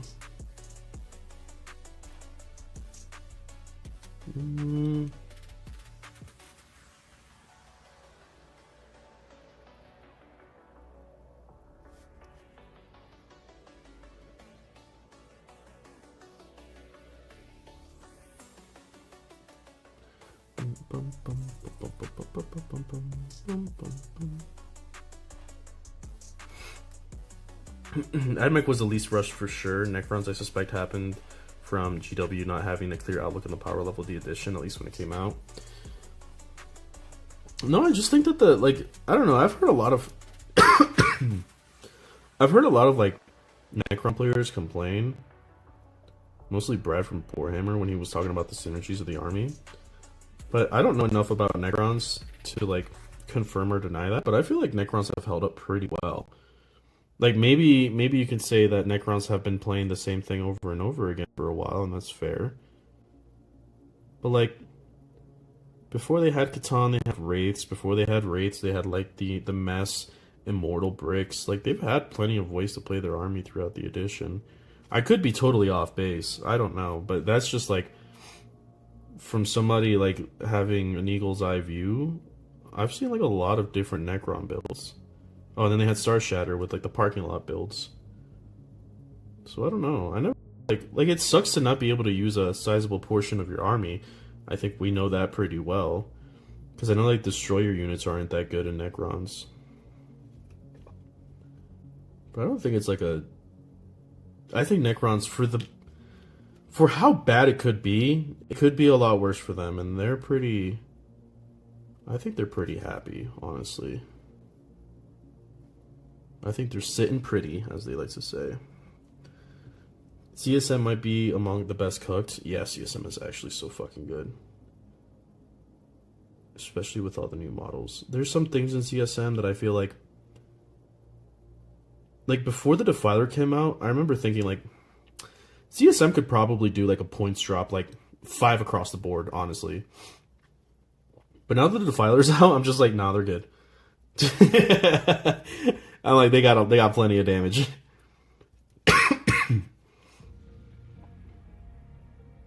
But before they had like Defilers and Mutilators and Kravik Moor and all of the Huron units, I felt like Chaos could have used the points drop. Because like, the one thing about Chaos is like their rules are really good, but they're like inferior versions of almost everything the Space Marines have.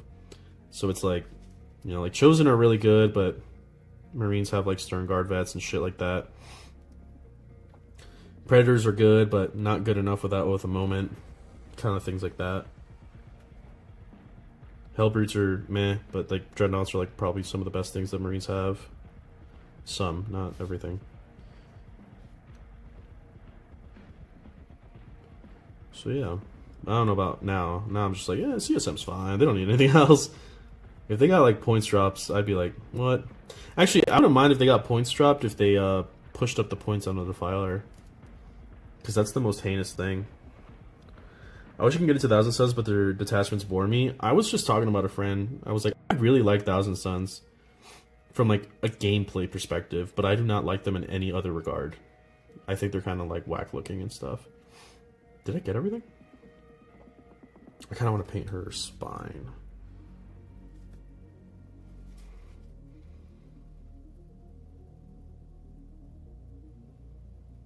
But yeah, like the idea of like casting spells and shit is really cool.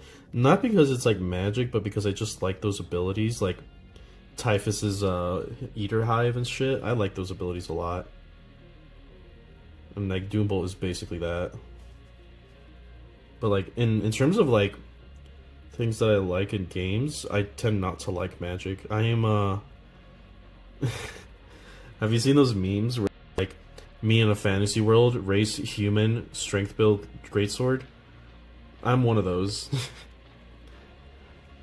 Ooh, I do like how her spine looks silver.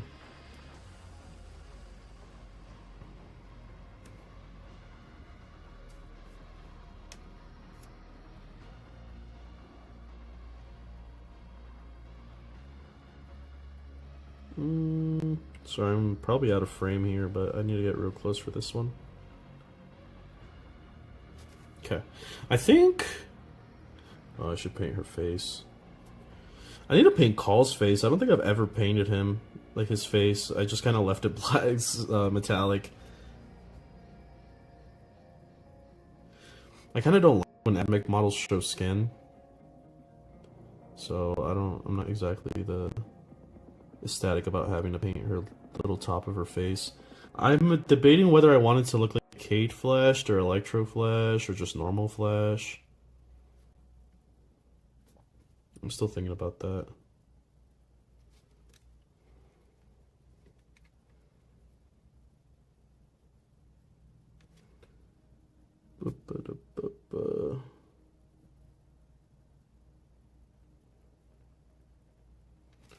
Is that good? Yeah.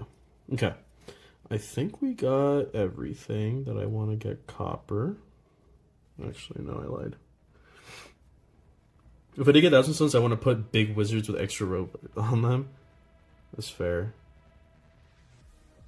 I don't know, I just hate wizards in games. I think they're kind of whack and nerds. I'm one of those people.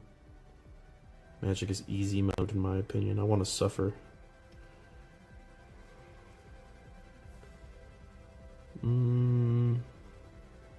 Oh, there's a little cable down there. It's kind of hard at this like muddled mess that is her base to see details once you've primed it.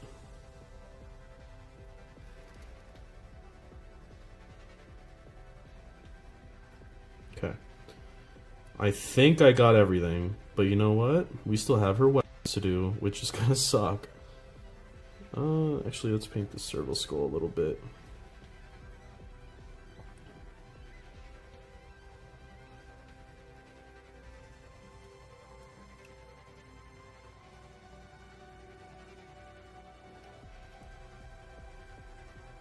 I already know this fucker's gonna snap off in like 3 days. It's gonna suck.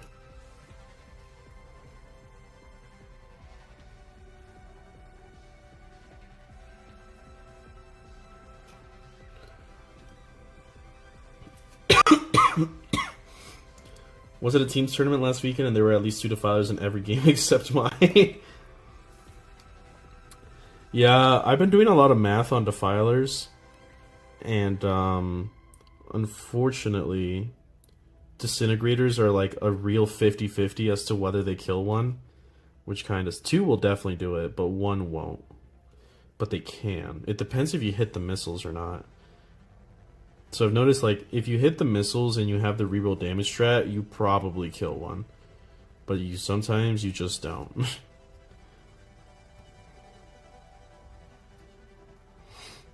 What I did learn, though, is more often than not, if you don't have breachers, destroyers with the sustained lethal stratagem more often than not kill one. And then if you're really crazy, you can do infiltrators give them sustained lethal, shoot the pistols, and then go into combat and then use the land stratagem. Now it's 2 CP, but it's what, like 140 points, and then you trade for 250. But you also have to spend 2 CP, so I think at that point you just use the destroyers. Oh, and that's all assuming you have calls reroll, so.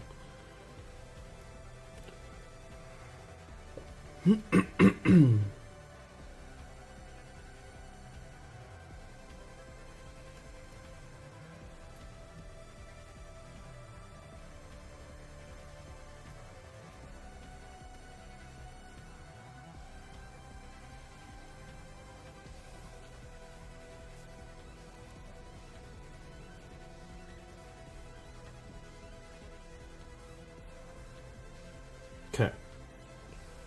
Alright, now I think we're done with her main body. So let's go to her weapon.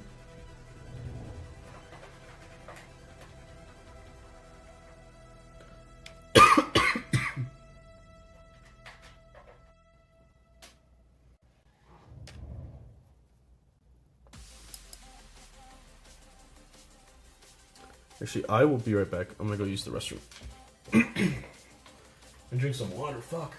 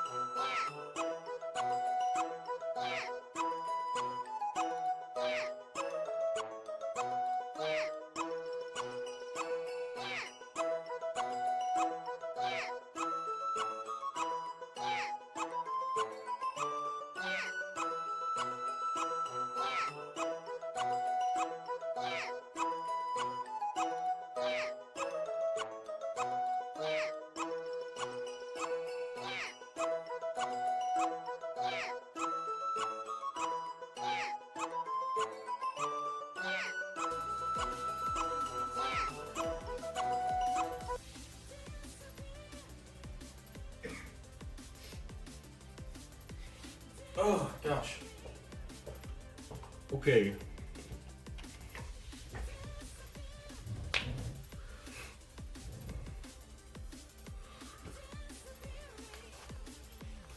Oh man, this is gonna take forever. At least once I'm done, At least once I'm done with copper, it's basically straightforward from here.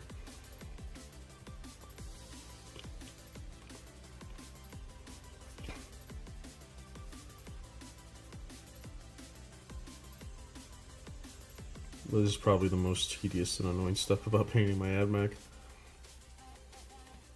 Honestly, like, Chaos Trim is annoying, but I think I hate AdMech Trim more. The only time that Chaos Trim is really annoying is that there's some that's like kind of slanted. So it's not like as like leveled like boop boop. It's like that. So it's a lot harder to like not nick the side of it and like spill over. So that's probably the thing I hate most. It's usually around like their leg trim. Right where the like foot meets.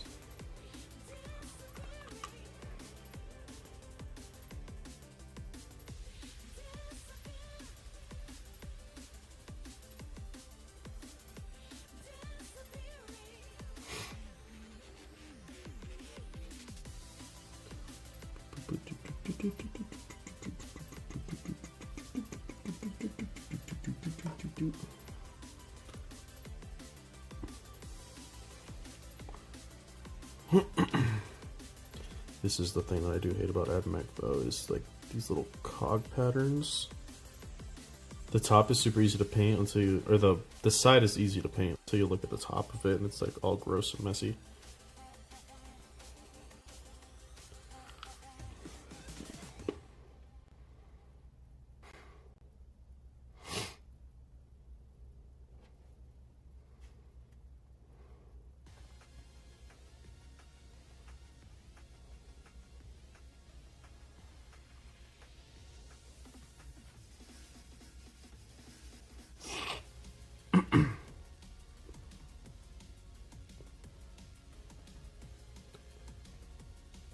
Low-key, I feel like I should do what I did with Chaos when I paint AdMech, which is like dry brush the trim and then paint around the trim. I feel like that would actually probably make it a lot faster.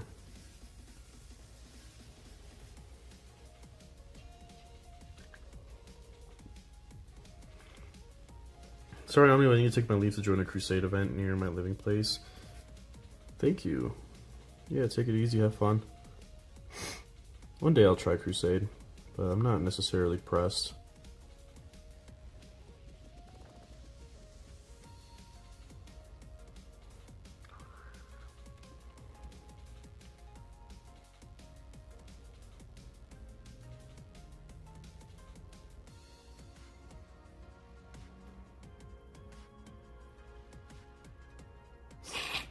Oh man. I really hope I'm not sick for much longer.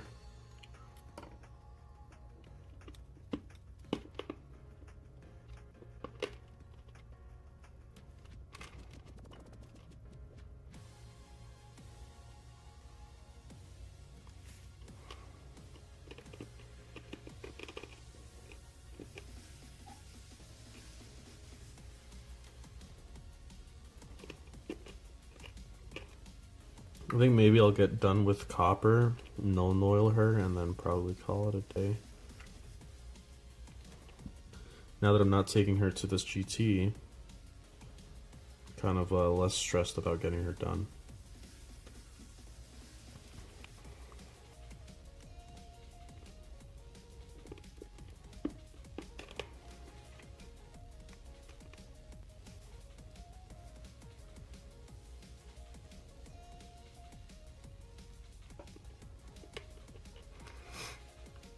Started picking up the army. What are some units you recommend to pick up?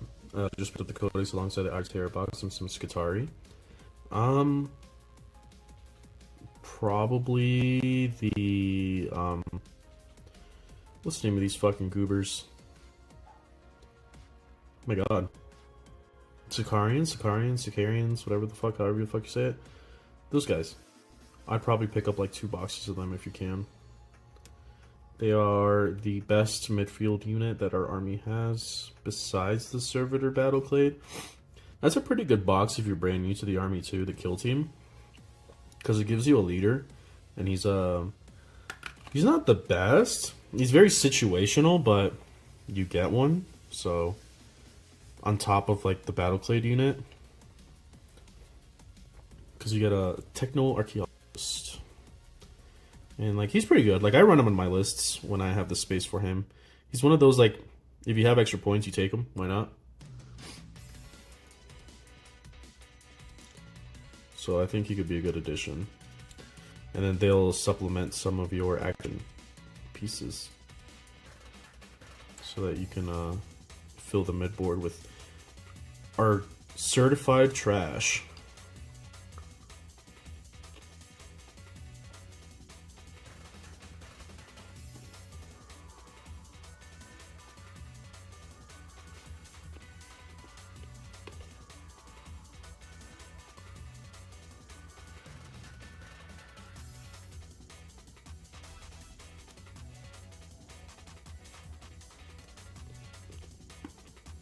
Okay. What else? Probably this little thing. Just going down the line.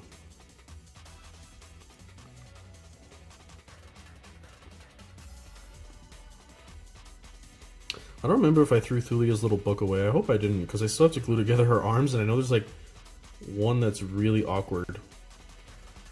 I don't remember how to glue it.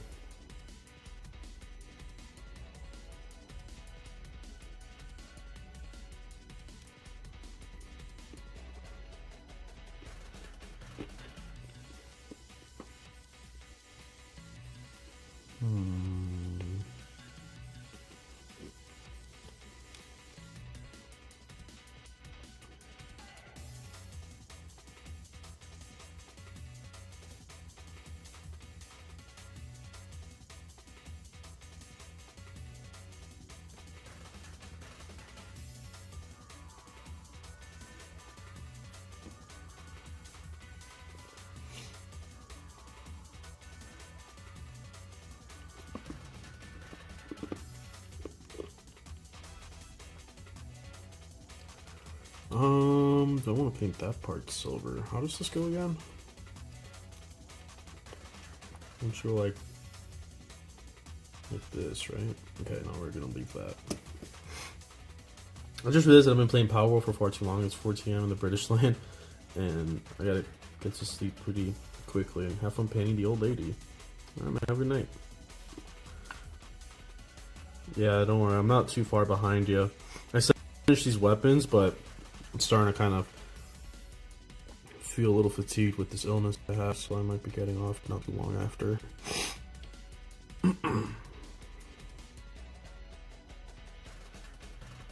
Really hoping I get better before this fucking GT though.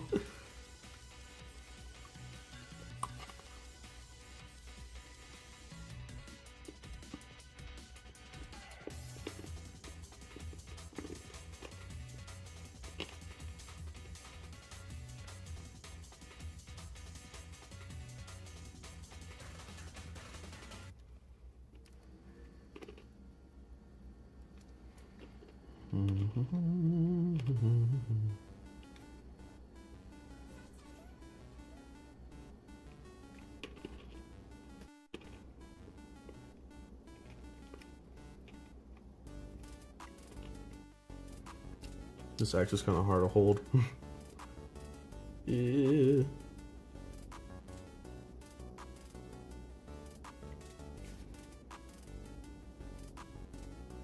Ah, fuck. Yep, I knew that was gonna happen. Whatever, you can't really tell.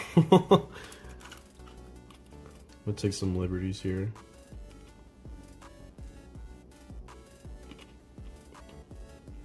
I still have to go back and kind of clean up a little bit of her body too, so not the biggest deal.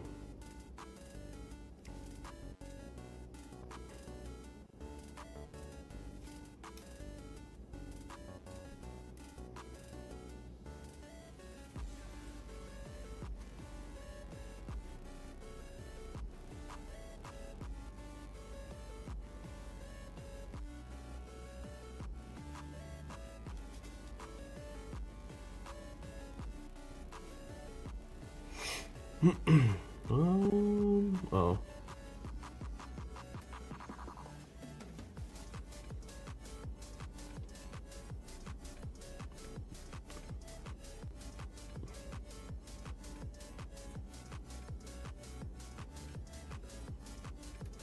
feels like I'm like painting a lollipop. If that makes literally any sense.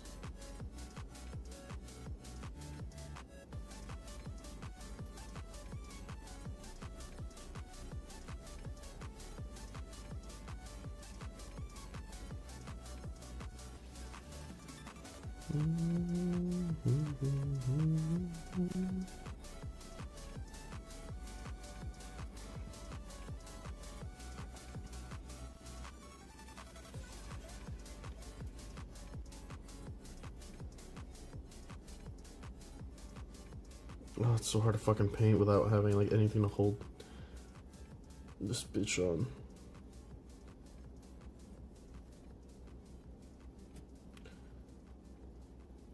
Hurry up, hurry up.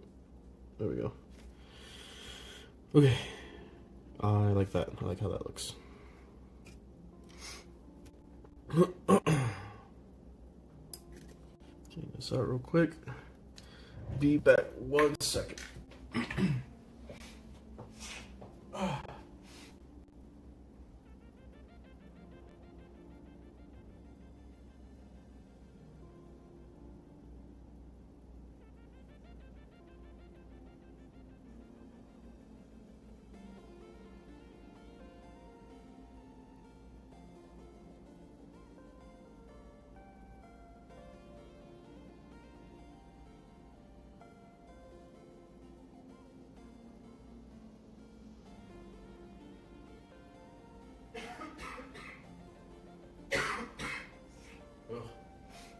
Okay. Yep.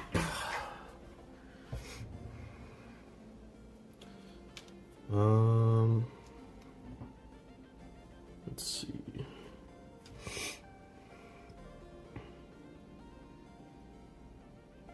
Let's go with like this.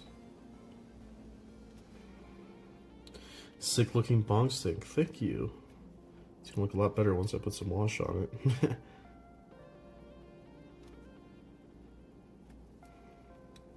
Oh, I have fucking cat hair all over my hands. Ugh.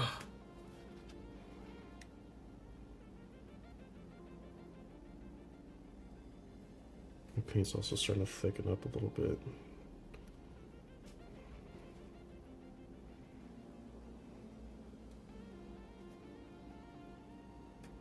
That's what I get for living in a dry ass climate, I guess.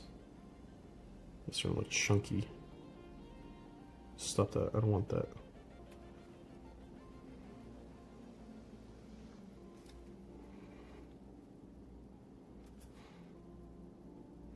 Well, I do like sub-assembly for like small parts like this. The only problem is that I don't have anything to like really lean my hand on, so it kind of makes it harder to have really good control.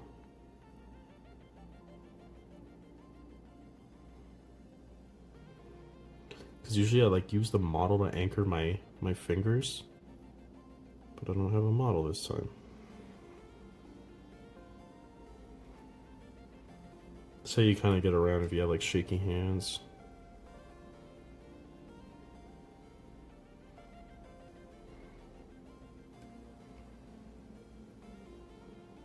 So I'm sorry if you can't see this, I'm having to really bring it close to my chest.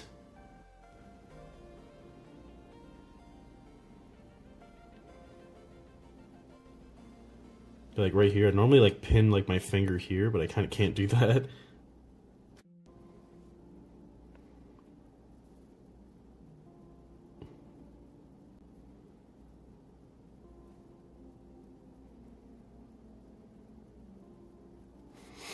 Okay.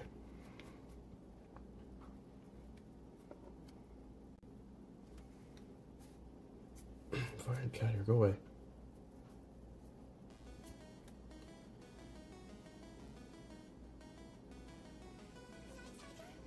I think I might want to do this part too.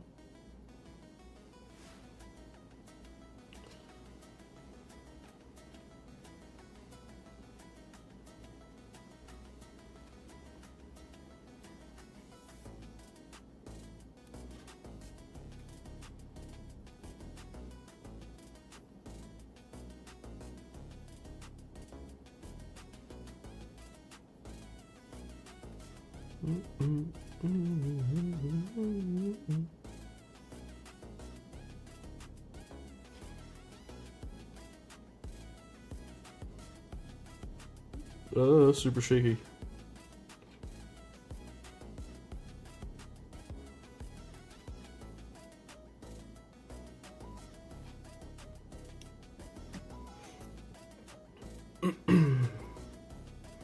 So like, bring my fucking head down for this one.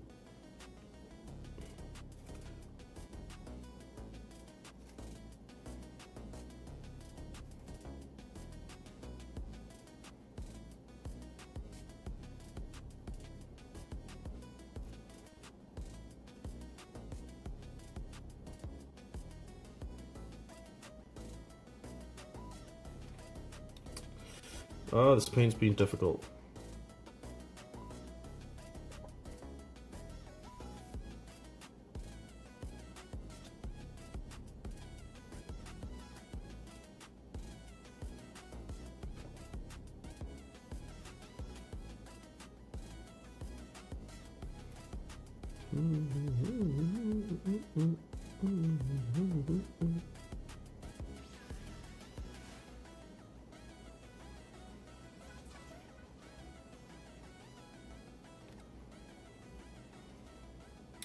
Okay.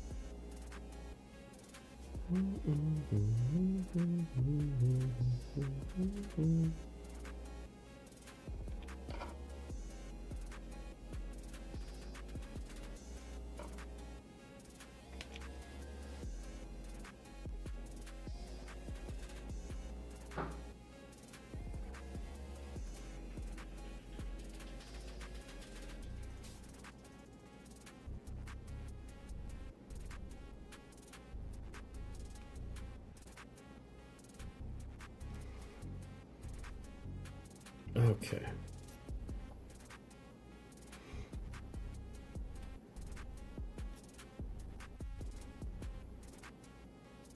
This came out looking a little weird. I think it's because my paint consistency is a little too thin. See if I can spread this out a bit.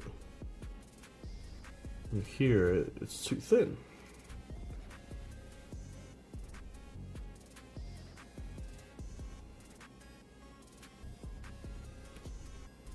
Okay. I almost want to paint that metal part red. But I don't know if I want to go back to painting more red.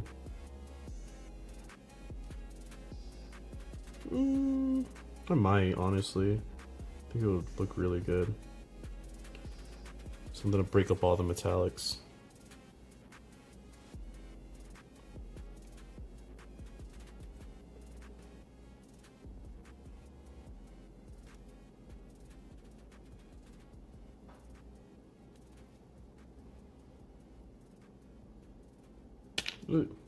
Jeez.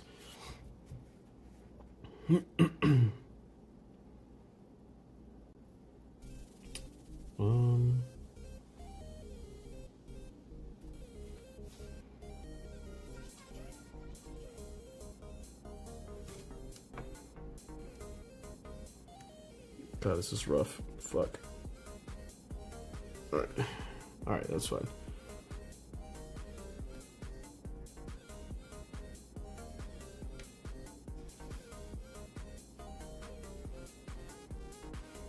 Maybe head snap or arm snap off? Does she have like an extra arm thing here? I don't know. Alright, now her little PC gamer console thing.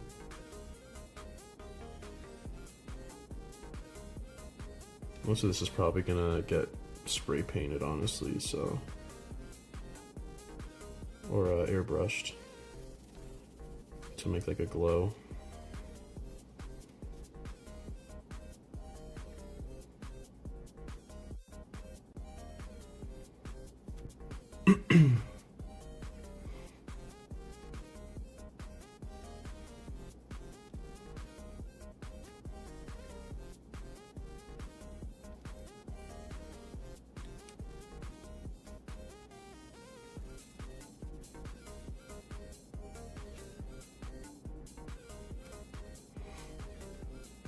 I'm losing my grip, fuck.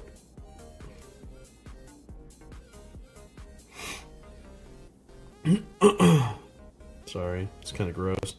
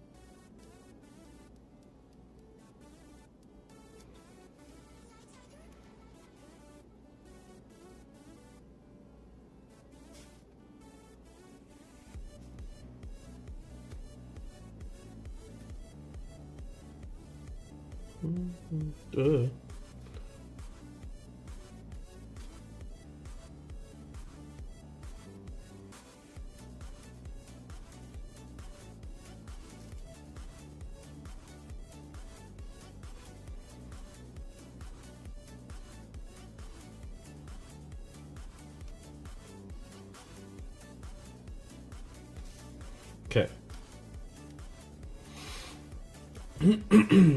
Alright, servo skull.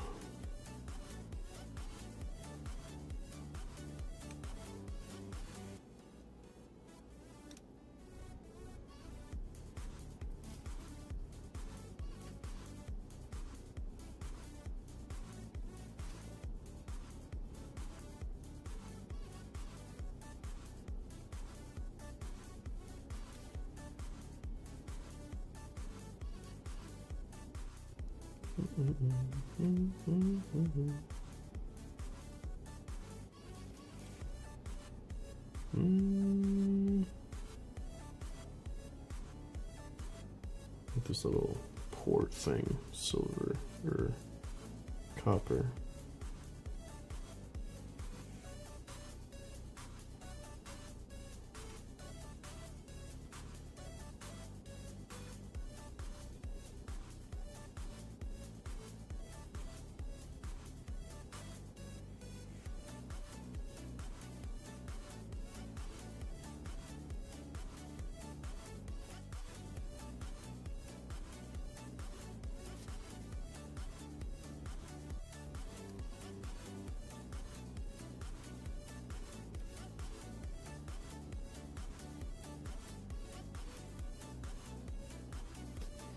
Okay, all right.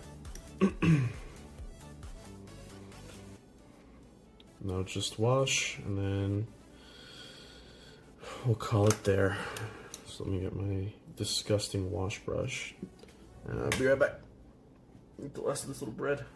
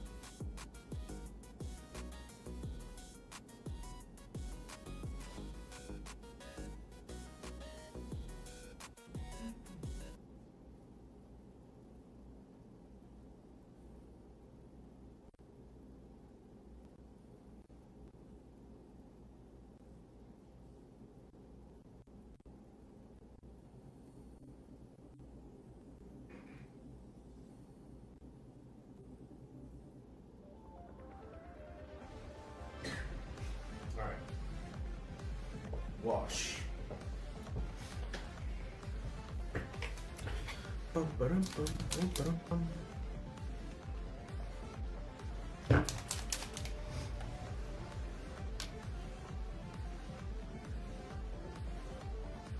It's a lot, but it's probably as much as I need.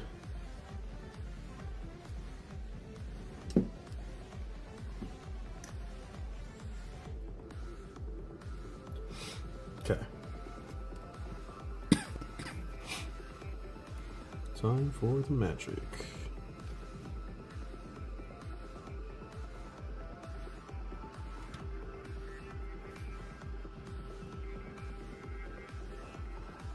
I did say I had to clean some stuff up, but I think the wash is probably gonna hide most of it.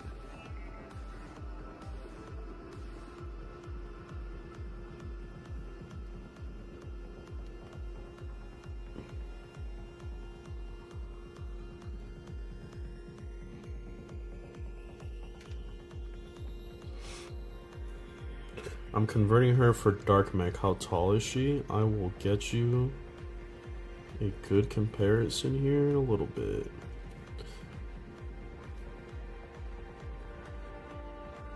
But she's probably as tall as Call. Not as long, but definitely as tall.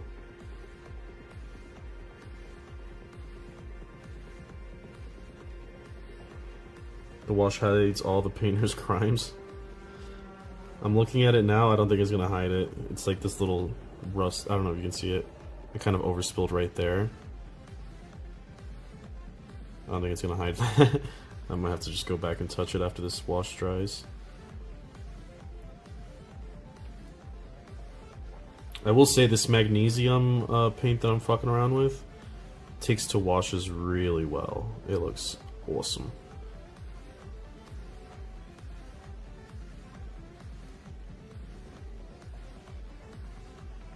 I will say my favorite step is washing. Like, you kind of just see it all come together and you're just like, fuck me, that looks good.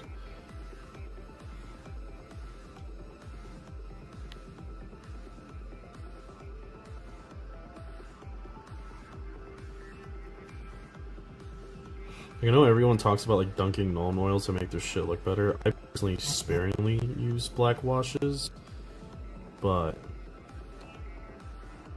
I still think it looks cool as fuck. Because I wash my reds with like red shades, not with black. I think it looks better. And that way, like, you can let it pool and it won't look like bad.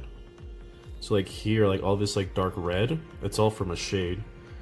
So normally you wouldn't want a black to pool on red because then it's just gonna look black. But like a dark red pooling just makes it look like a shadow rather than like a bad wash. You kind of like self-highlight, I guess.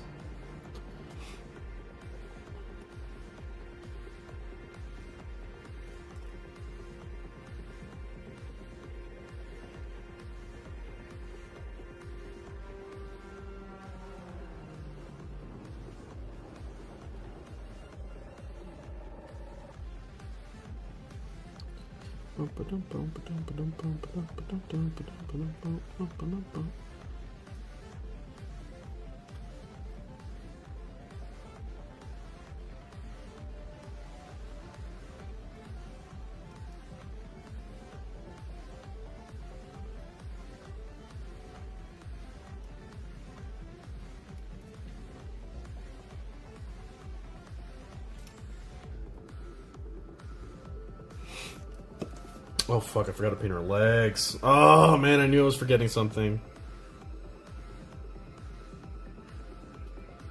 Maybe we do those red. Maybe that'll look better. Like this part.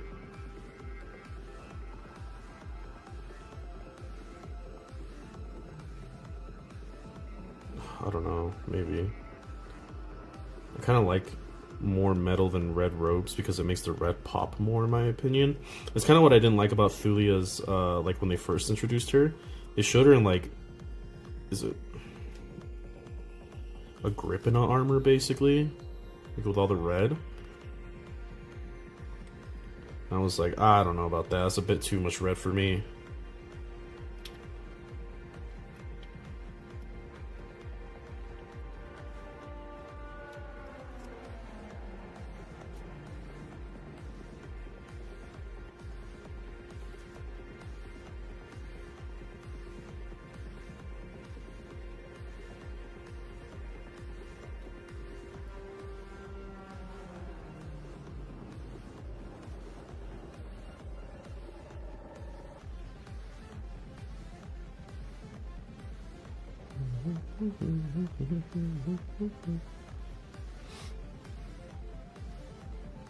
Don't worry, Dorn's gonna show up and paint the Forge World yellow. That's fair.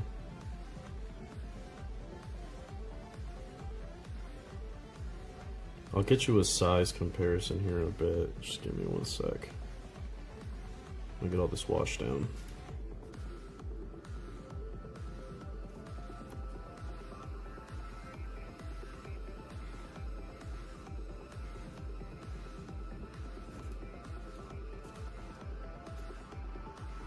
Maybe I do go back and paint it red, because I did want to paint these little spider things red.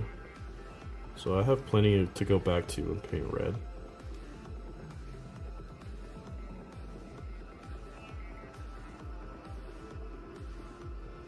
Personally, I like the hazard stripes idea more.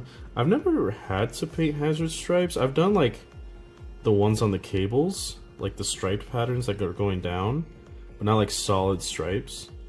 I never thought they were too hard. It's just a matter of perspective, honestly. But I can imagine like actual stripes being kind of annoying. Then again, you can use stencils, I guess, if you have access to that. That's what I've been using. And by been using, I mean literally yesterday. I was making terrain and I was like, no, like if I could add some stencils, it'd look pretty cool. So if I ever was to, I would probably use a stencil. You have to be careful while I hold this bitch now, because now I'm getting to the point where almost everything is covered in oil.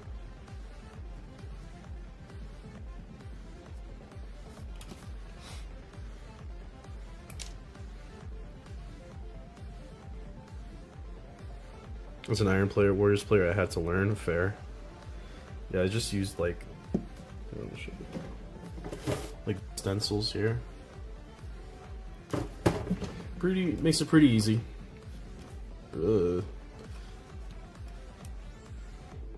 I like Iron Warriors. They're probably like my second favorite Chaos, but not enough to make my army after them.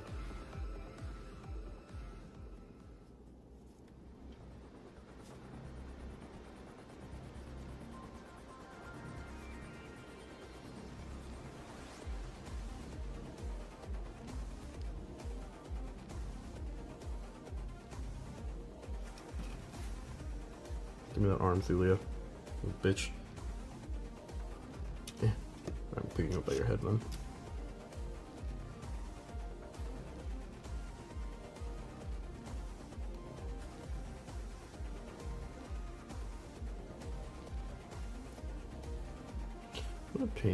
I'm gonna wash over the front, even though I'm gonna replace it. Just wanna see how it looks. Maybe it looks good. Let's have her more metallic than anything. Although I don't think it will.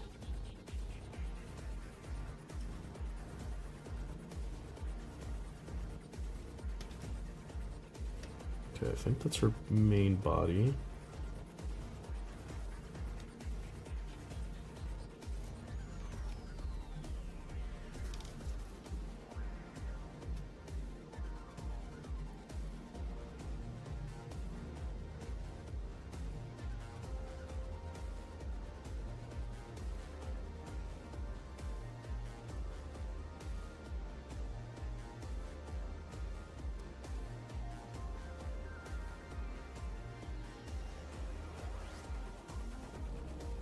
Thought about gluing her armor right now, but looking at all the little cables and stuff, I might want to keep them separate till like I'm actually done with the model.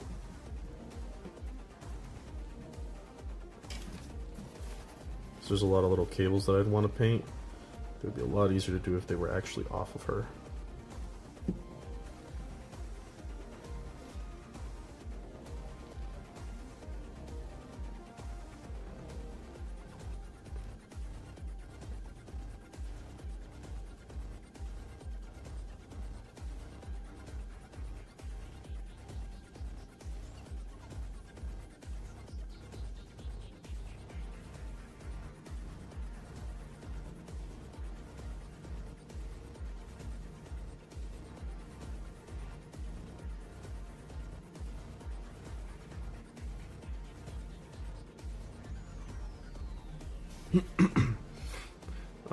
I I'm thinking of doing hazard stripes on the yellow wires from AdMech. Any tips for that?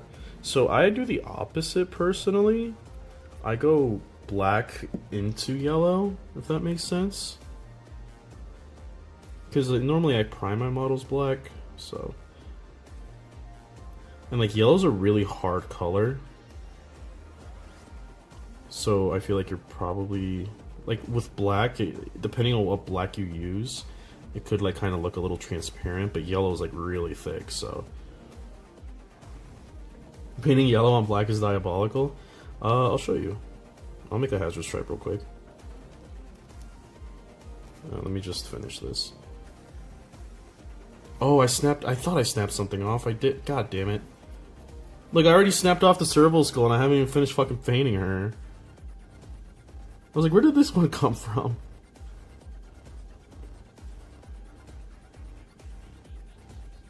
AdMech moment. Crazy work.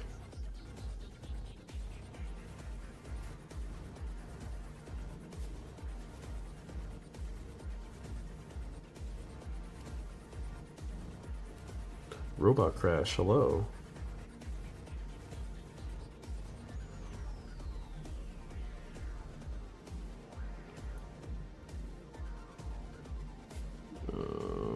Just doing the sloppy, I don't really care for right now.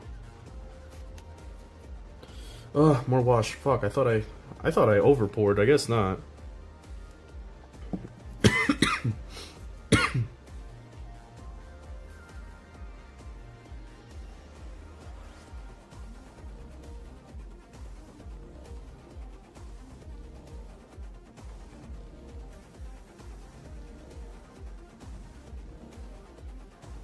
Is it truly AdMech without a snap cervical skull antenna? At least after I was done with it, man. You know what I mean? Whatever. Yeah, that one that stands on top of her, that one's like really spindly.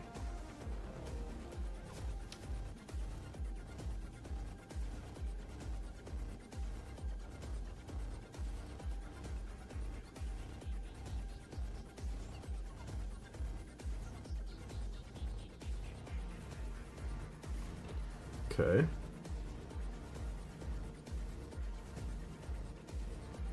I'm so bad about overpouring for wash. I end up looking for primed models to slap wash on as a bit of a value sketch. Well, I always think I'm gonna use less. Sorry. I always think that I'm gonna use a lot less than I actually do, because I don't want to waste my washes. But I also feel like ever since I stopped buying GW washes, I've been kind of like, I'm not like breaking the bank when I go through them. Honestly, now you don't really go through washes all that much either. Like, I finished my first bottle of Known Oil like ever, like fucking 3 months ago. But I was kind of splitting it, to be fair, because I had the old formula, and then the new formula came out. So then I was kind of using the old one sparingly by using the new one here and there. Let's see, how tall is Thulia? Oh look, Call's right here. Let me grab him. So, yeah, she's like just about as tall as Call, like almost to the T. If that helps too. I'm sorry. Okay, let me see if I can find a hazard stripe and then I can paint one real quick. Or like a good solid cable. I don't do it on like the ribbed cables.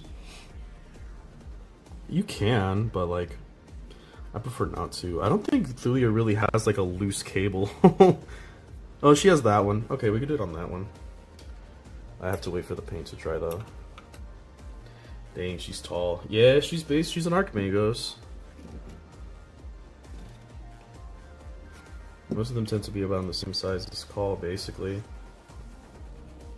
Let's see. What yellow am I gonna use? Flat yellow. So I'll do this hazard stripe, and then I'm probably gonna hop off for the night. I need to wait for the paint to fucking go through, though, so... I did want to paint something red. What was it? Oh, it was her arm, or her leg. right here. Maybe I try to do that real quick.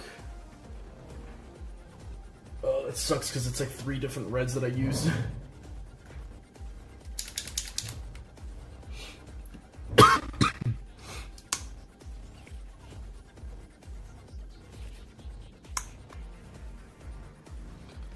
Is your name a reference to Thulia Ghuld? I have no idea, my friend. I'm sorry.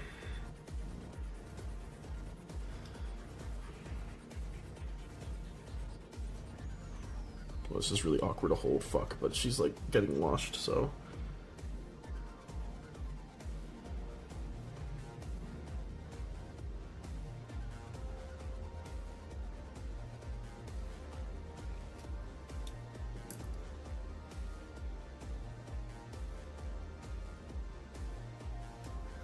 Ah, fuck.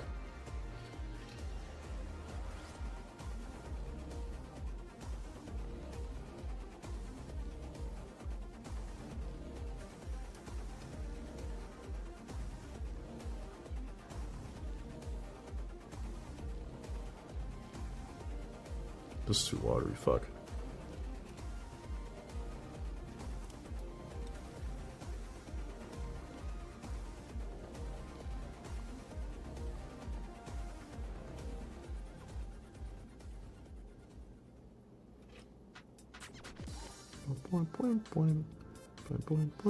Sorry, I know I'm out of frame, but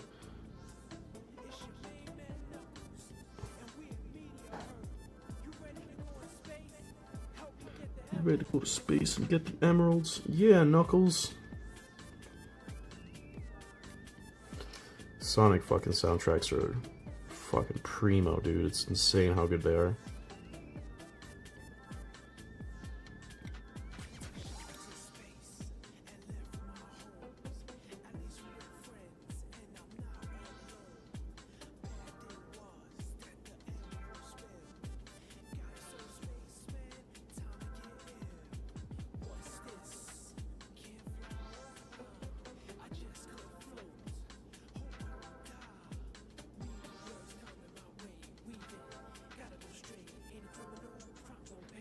Been picking her up by her head too much. Now she's starting to fucking wear off. Not my fault, her head's like a fucking thumbtack.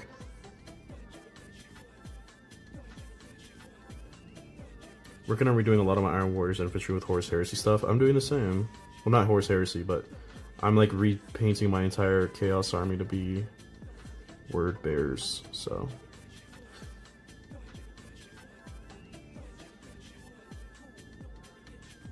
This red coming out kind of weird. I do like how it looks though.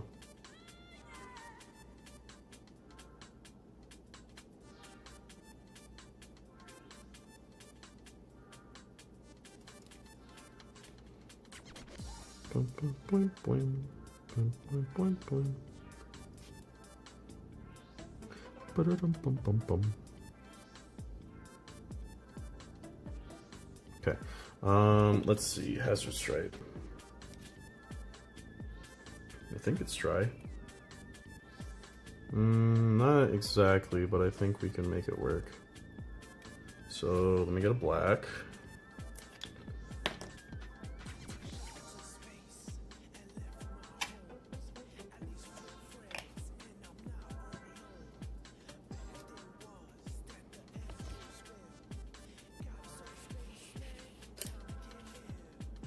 This is going to be awkward because it's kind of looped, but we'll try it.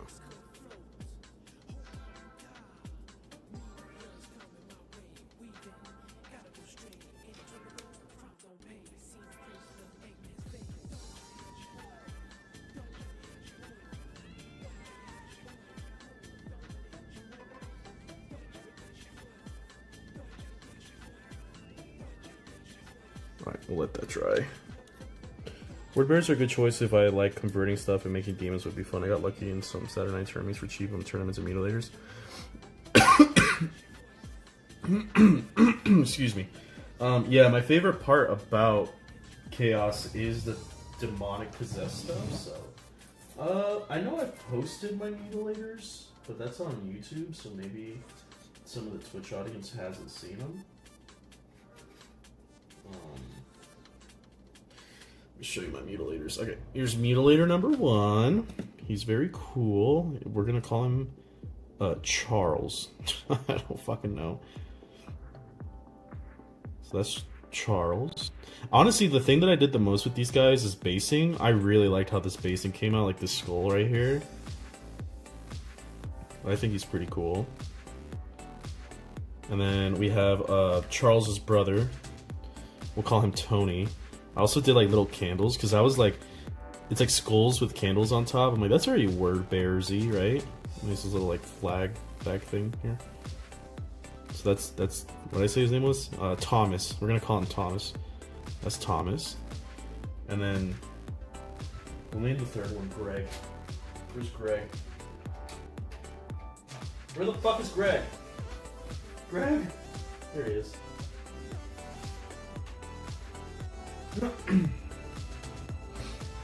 Alright, and then here's Greg.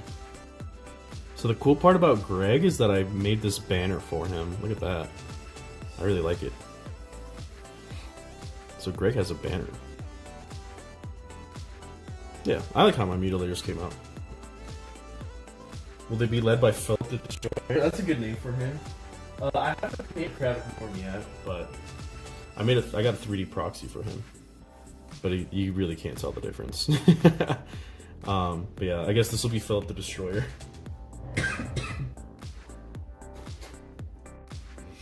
Where did I get the blood effect? I used a combination of the technical paint, Blood for the Blood God. And that's how I do like the color.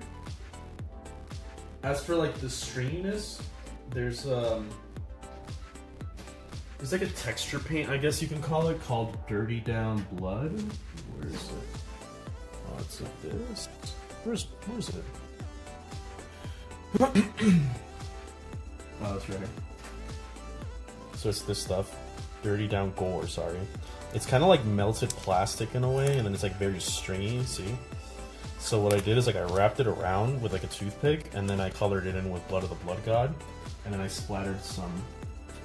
And then I used like a gloss varnish to make it still, you know, I made like a gloss varnish to make it like still pop out, because the problem with Dirty Down Gore is that it's shiny, but it kind of loses its shine a little bit after it's put down. So I used Blood for the Blood God and then varnish on top of it. Was looking at it, is there any good? Yeah, I think so. I think it's very easy to overdo it. I've seen people overdo the gore effect. But, you know, I think it's good. This yellow's being annoying. Hey Omni, love the videos despite playing AdMac for the past 2 years. I've only just discovered you. Hope the painting goes well. Thank you. I'm still a small little Bebop channel. Honestly, I probably would be a lot larger if I made videos. But lately I have not. I guess I'm a little bit in a flat spell. That's kind of why I like to stream sometimes, because streaming kind of like supplements the content. I know not like everyone tunes into streams, but it's like, hey, I'm alive.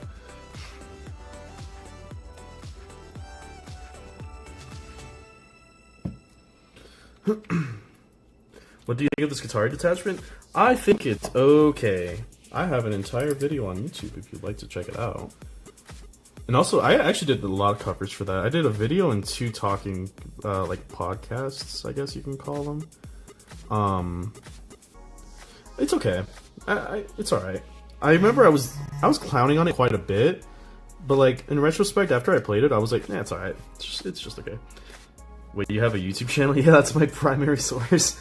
Yeah, Twitch is, like, not my primary thing at all. If you just look at my, I think it's in my Twitch description, but if you just look up my username on YouTube, you'll see the channel. I guess it's fair not to assume that Twitch knows that.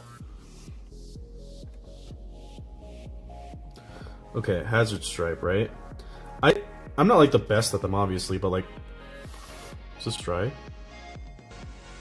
don't know if it is. I just like to, like, kind of visualize it. I'm like, okay, it's gonna start here, and then how is it gonna wrap around? On some models, you don't even have to, like, do the whole thing. But, like, Let's say it starts here.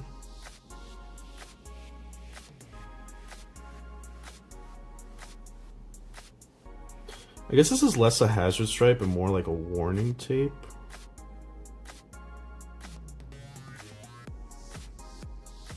So like here, I'm not going to paint underneath. I'm just imagining it's going to wrap down there, so it's probably going to pop up here. Okay, that was sloppy, fuck.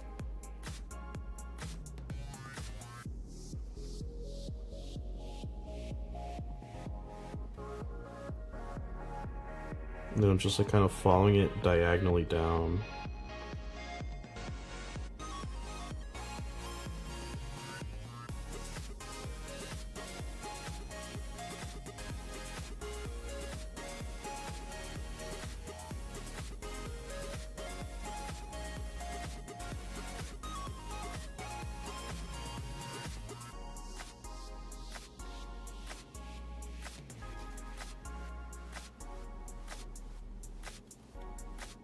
So then that goes down to about there, so it's gonna pop up right about here.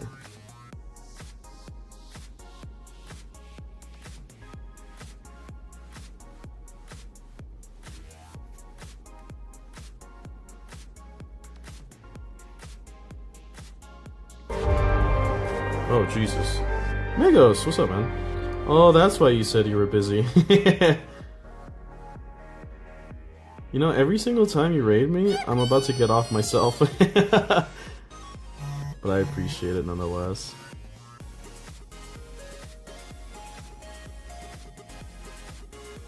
But yeah, I don't know if you saw that, Forgiven, but it's not too hard to do hazards.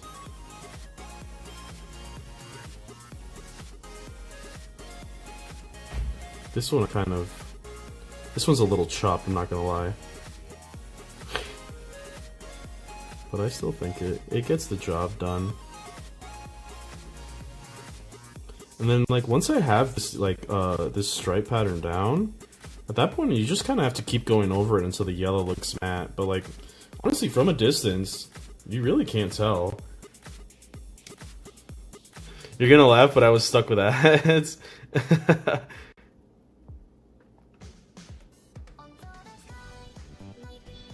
Check out Midnight Ghuld if I raid out. Okay, yeah, I will. I get the idea. Yeah, so like, you can just like pick a point and then you kind of follow along and you just go in. And like, I didn't really paint inside too much. You don't really have to because nobody's going to be looking in there. It's just like it comes out there. Where can I imagine it coming out? Probably about here. And then you wrap the outside and then you're like, alright, where do I imagine it coming out? Probably about here. It's a little harder on like a winded cable like this instead of like a straight one. But I like painting black on yellow, or yellow on black rather, because like to paint over, like if you fuck up and you just want to do it again, you just paint black over, which is a lot easier than painting an entirely yellow cable, in my opinion.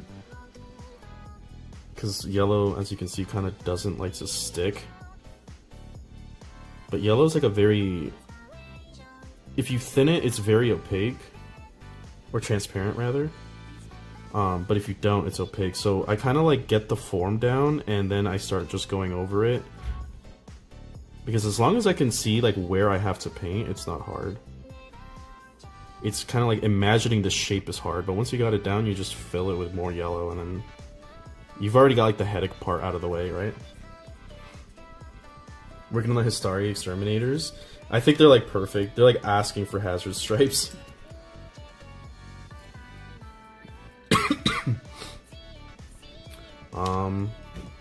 Yeah, I kind of just got to where I wanted to stop, which was the wash.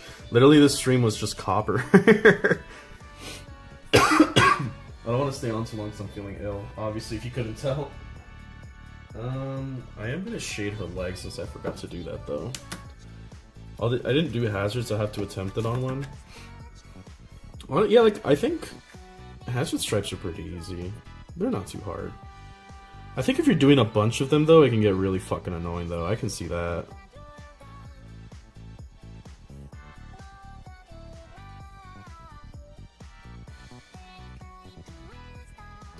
I'm converting some for Dark Mech in there, thinking that'd be really useful with the marshals with them. Yeah, if you're talking about like gameplay wise, yeah. His starter is just so bad, man. It's so unfortunate.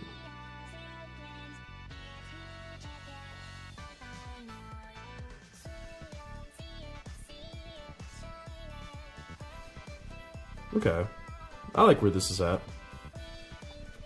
I do want to paint the inside of her robe while I have black on the palette, though. Let me do that real quick. I'm gonna have to take medicine.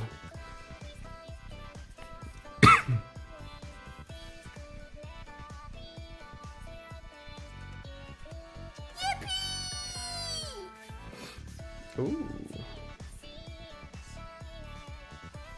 Oh, Fenzu and Thajasi? I think that's how you say it. Thank you for the follow, I appreciate it.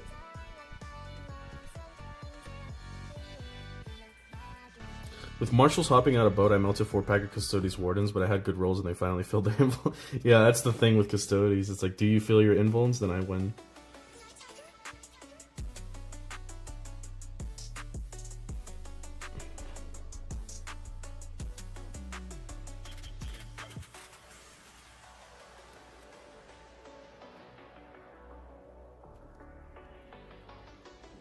There's just like one fucking cat hair stuck on her leg. It's driving me insane. Ew. Okay, it's fine.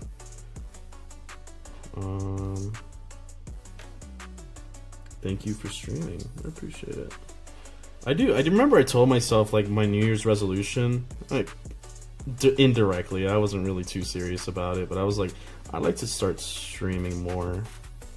And I do have plans in the future to do so, but yeah, I kind of fell off.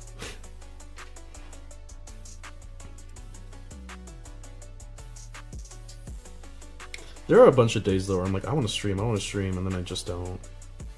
Because I usually have like other plans.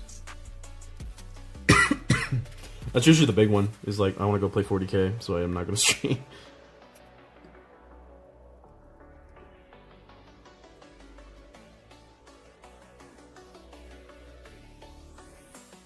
This is going to be kind of hard to get into.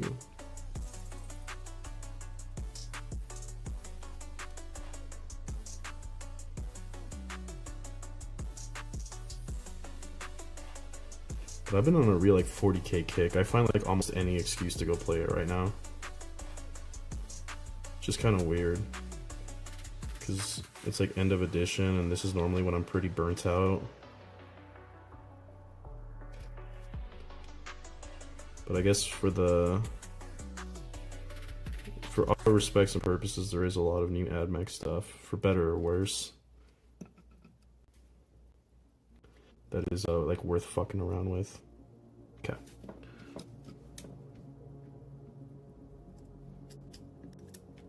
I don't know where my fucking brush soap went. I really wish I knew where it was at. I need to brush my or wash my shit. Is there a way you'd prefer to be contacted about a possible duo stream about lore sometime, if that's of any interest? Lore? Oh man, I don't know about that, man. I don't know anything about lore. I mean, the easiest place to find me is on my Discord, but I don't know. Right now, my priority with like videos is to try to just get out more shit because I've kind of been slacking. So I'm not gonna say yes, but I won't say no either. If that makes sense. But yeah, Discord is probably the best way.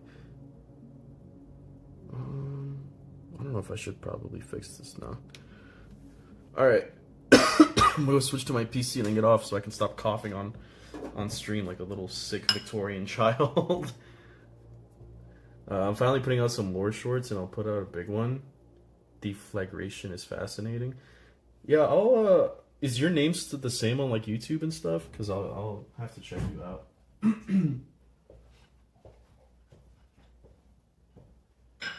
Okay, I'm gonna switch to my PC. I'll be right back.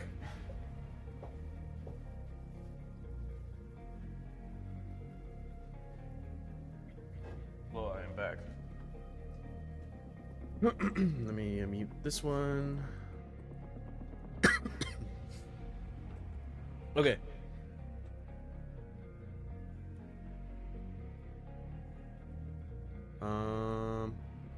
Let me move this here. Okay. I do one every Friday. Sorry, congestion. I do one every Friday. Okay. Well, thank you for stopping by, everyone. I would stream a little longer, but like I said, I'm kind of feeling like garbage right now, so sorry about that. Yeah, hopefully I'll have a new video out next week. I have a GT this week, so this weekend rather, and then I'll probably turn that into a video too, so that'll probably be the next 2 videos, and then we'll see. I don't really have much planned because I kind of feel like I talked about everything that I wanted, so alright, hasta pasta, goodbye, bye, have a good night.